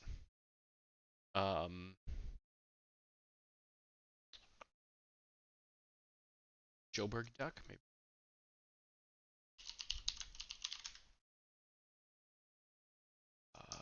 210, 6. That's pretty good. I don't think that's outstanding by any means. Good. Um, and I don't know. Maybe people who are watching this think that I'm being a little too biased by taking out the free, but I think that's really important because it keeps things a little consistent. I'm seeing some potential from these offspring, and maybe they do have a slight edge because of who parents are, pun intended. Um, I don't see anything definitive yet. Um, yeah, if anyone breeding, I know second cycles of breeding are up or coming soon. Um, maybe try some of these things out if you're willing. Not financial advice. I'm not trying to push you in one way or another, but we talked about some interesting things. We've seen some interesting examples, some things that have maybe potentially worked out. Um, maybe it's worth a try. I don't know. Not financial advice. Um, mauve. Oh, oh, geez, 3 hours. Um, yeah, okay. So we're back up to ridiculously long race times again. Um, any other questions? So I guess let's maybe recap. We've got some ideas. I think Golden brought up some really good breeding points tonight. Um, Potential for um, improved horse performance, skipping a generation because of the increased chance of mutations by the other bloodlines. Was something that was discussed. We looked at quality parents breeding into quality children, very small sample size, a little bit. Um, I mean, I think we can find examples in both cases. And like when we look at the data, like we kind of bring it full circle, we're looking at averages there, and it's there are going to be exceptions to the rule. Um, and they could work out in favor of some of these. It could work out not in favor. I don't know. We don't know. But I think it's very interesting. Um, One thing I will say is the two schools of thought are stacking blood and uh, mixing blood. Which one performs better? Maybe it's tied to objectives. Maybe they both perform equally. But again, my thought off the top of my head is that one compounds more. The other one, maybe if you don't have a great racer, could increase the odds of racing. But I think it opens up your scale. So if you're getting 15 odds consistently, breed with a bunch of different bloodlines, offspring, grandkids, what have you, could then be racing between maybe 8 and 30 odds instead of that kind of middle ground. Completely hypothetical, not financial advice. And then maybe if you have maybe some sub 10 racers that are just constantly performing great speeds, um, maybe staying within breeds could compound that. Don't know. Um, something to think about. I'd say everything tonight is something to think about. For the millionth time, not financial advice. If you liked the stream, it just popped up in chat, and you felt it was informative and you have the ability to do so and feel like doing so, any and all donations are greatly appreciated. It helps going to hosting for my website, mjinformatics.com, for newer racers. I think is a great tool for you to it's a directory almost of like a bunch of great resources. We've got a Discord in there, Eric Wong's Discord, tools to buy, to analyze, to research, all listed in there. I have plans to expand it out to some new things in the future. Um,